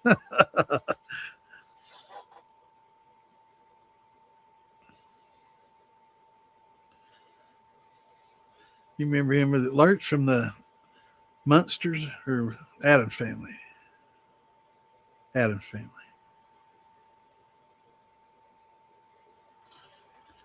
That's what he sounded like. But yeah, it's got Elder, Monster. I don't know, Monster doesn't sound. Robot. You can't even understand what it's saying with robot. Megaphone. I don't know. It sounds like I'm talking to a megaphone. Kind of sounds okay. Baby. It's that the baby one's pretty funny. It is funny. Female. Kind of ish. And then male. And then it's got an auto tune, but you can't tell that it's on. I guess I'm in tune. You ring. There we go. I went to Monster. There we go. You rang. That's funny shit right there. For a heavy lisp. No, you have to talk to Mike Tyson for that. I should talk like it, man. Especially about Mike. That motherfucker tear me up.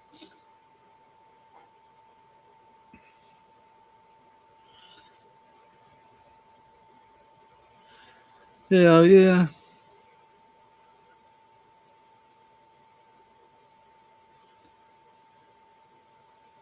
That's the best kind ever if you can afford the pipe.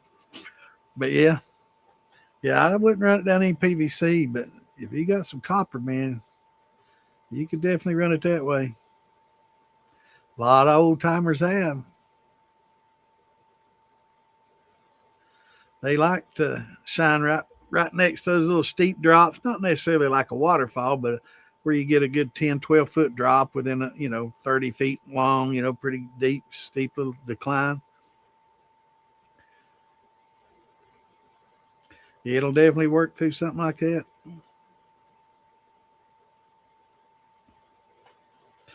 But I tell you what, some old timers, man, just get the bucket brigade. You just go down there and collect the bucket and come pour it in the flake stand, every 2 minutes or so. You just have to keep doing the buckets,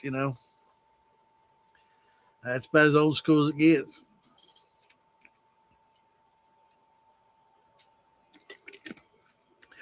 No, but it is pretty funny.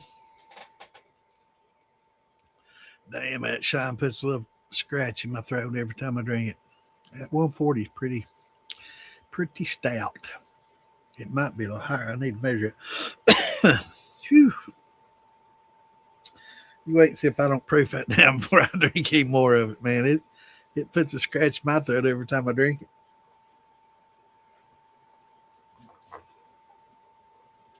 Yeah, I thought old Wes would be at Phil's this weekend, but I guess every year he has he's got camper and his whole family camps and they go camping every year this time. I wasn't thinking about that.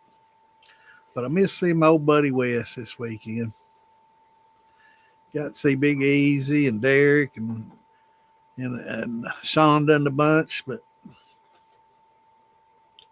miss seeing old Wes there.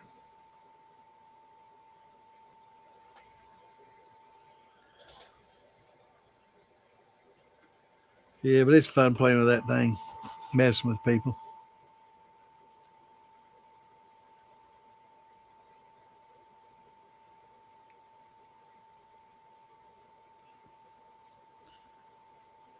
And the woman don't sound like a woman, and the baby sounds pretty funny, but it just sounds like you just inhaled some helium or something, you know.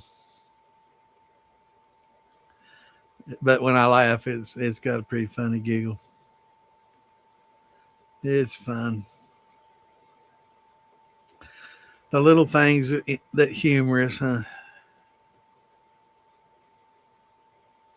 But it does. It is a good. This microphone you can use USB or uh, SLR, and for the SLR, it's a really good. Um,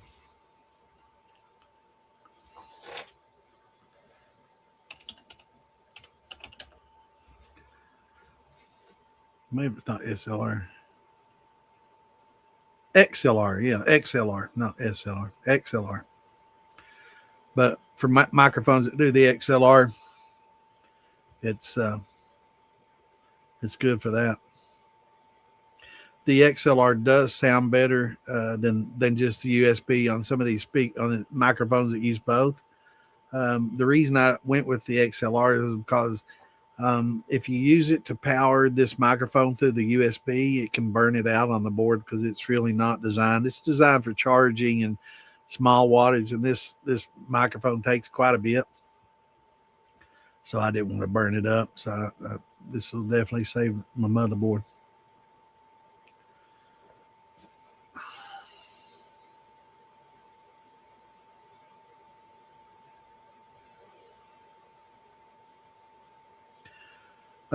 Yeah, I'll tell you how they did it. They had big, huge coils, and they had big, huge flake stands, man, that were just massive. And they would pump water to it, you know, or they would like we were talking before. A lot of moonshiners like to have moonshine next to a drop, and the reason being is they could draw out of the high and just through siphoning have it pump, siphon downhill to their flake, and it would flow just like a garden hose. Or the bigger the pipe, the harder it would flow. And if you had a 3-inch pipe PVC, it'll flow 3-inch PVC. If you can get it primed and pumped and started, it'll continue as long as you've got a pretty good reservoir at the beginning. Yeah, it'll pump like nobody's business, man. It's unbelievable. And you can get trying to think of this pump method that will actually pump uphill. It's a siphon pump that works just with the what do they call that? Man, my mind, I'm losing it. But yeah, I would say that the still was probably 10-15 foot drop on a creek that was flowing pretty well, or a small river that had a drop, and they just siphoned it into it.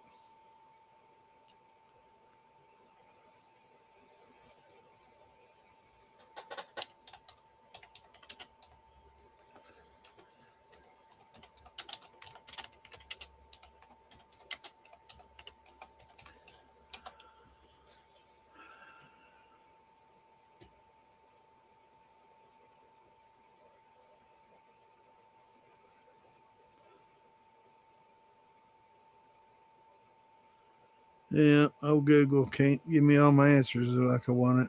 Come on. I can't think of the name of it, but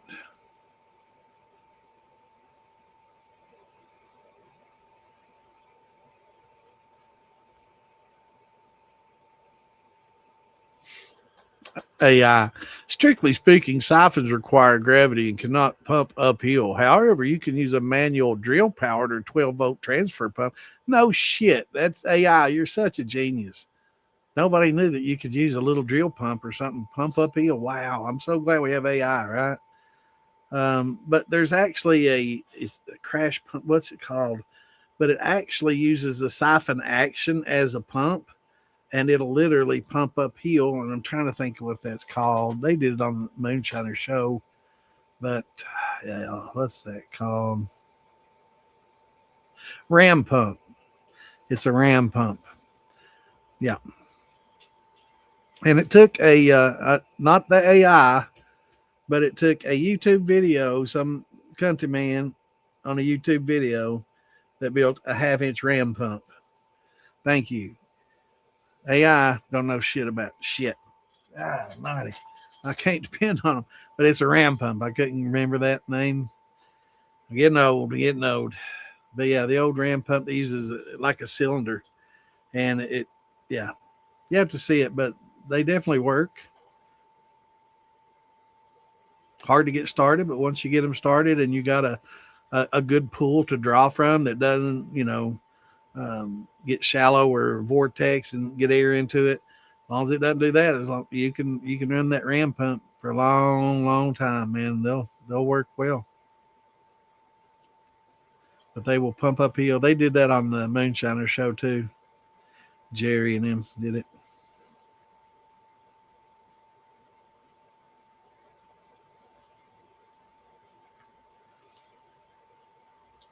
An old ram pump.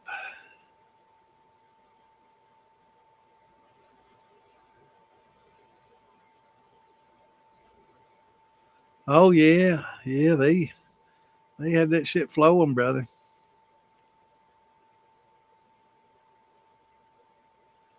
And as far as going low and slow, a lot of us preach low and slow so people don't scorch or go too hard.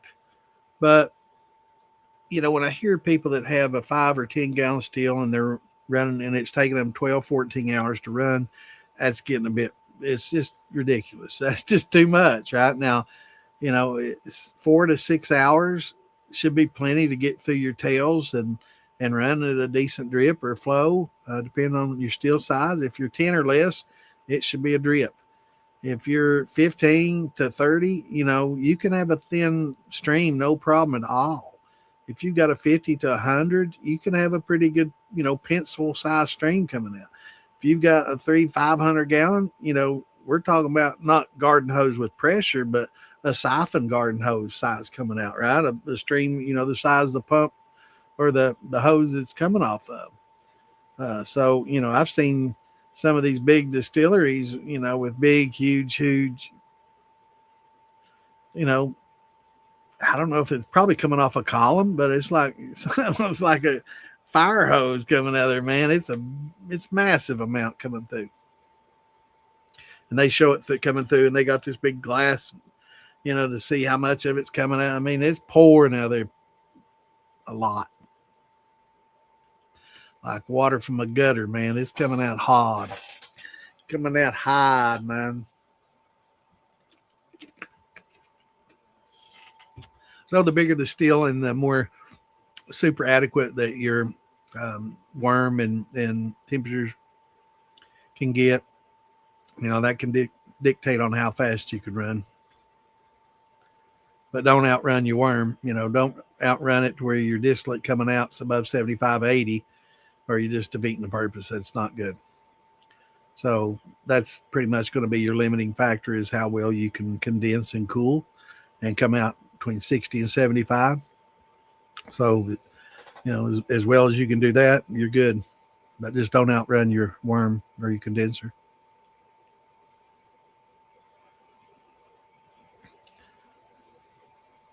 I can't believe I couldn't think of a ram pump. But it's a principle that's been around forever and ever. And it'll definitely pump uphill. AI. They need to learn that. AI doesn't know that.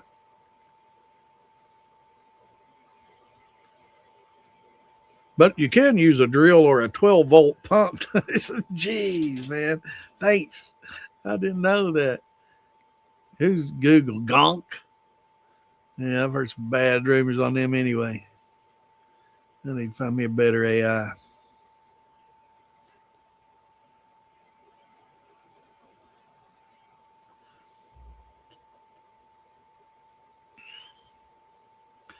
Well, it's about 10:30. I reckon I'm going to wrap it up. It's been a great Tuesday. Had some newcomers in here, a few newcomers. That's always great to see. And for all the newcomers, remember we're here on Tuesday nights and Saturday nights at 8 Eastern time. So bring your questions and come in, have a shot or two with us, hang out and talk about distilling. Tell us about what you've got going on and your successes and failures and what you've learned. We all learn by our mistakes. So sharing your mistakes will definitely help everybody learn from them, and I've certainly made every mistake to be made. That's how I learned. I didn't have internet or anything helping me when I was growing up making it. It was just fail, fail and learn, fail and learn, and then eventually you start getting better. When you get the right ratios, right? That troll, I can't believe that. But yeah, good seeing you, Curtis. Everybody, come back and see us Saturday evening. We'll be here at 8 Eastern. And till then, have a safe week and a good one. And we will see you here Saturday evening or tune in Friday. I'm not sure what we're going on. Let's see what we got going on Friday on the militia page here. Let me see here. I think we got the tag on it. I think Damon updated the calendar after I got onto Damon. It's June, and we don't have a June calendar yet. He's been out of town, man. He does his he can do his podcast pretty easily, but it's hard for him to. He's on a laptop and just trying to fight the boredom of being on the road and everything without his family. I know that's tough, man. American Moonshine. So yeah, that'll be entertaining. So jump on and check them out, and we will see you on the 8th, July 8th at 8 Eastern. Till then, shine on. Everybody have a great week. Peace out. Love y'all. See you then.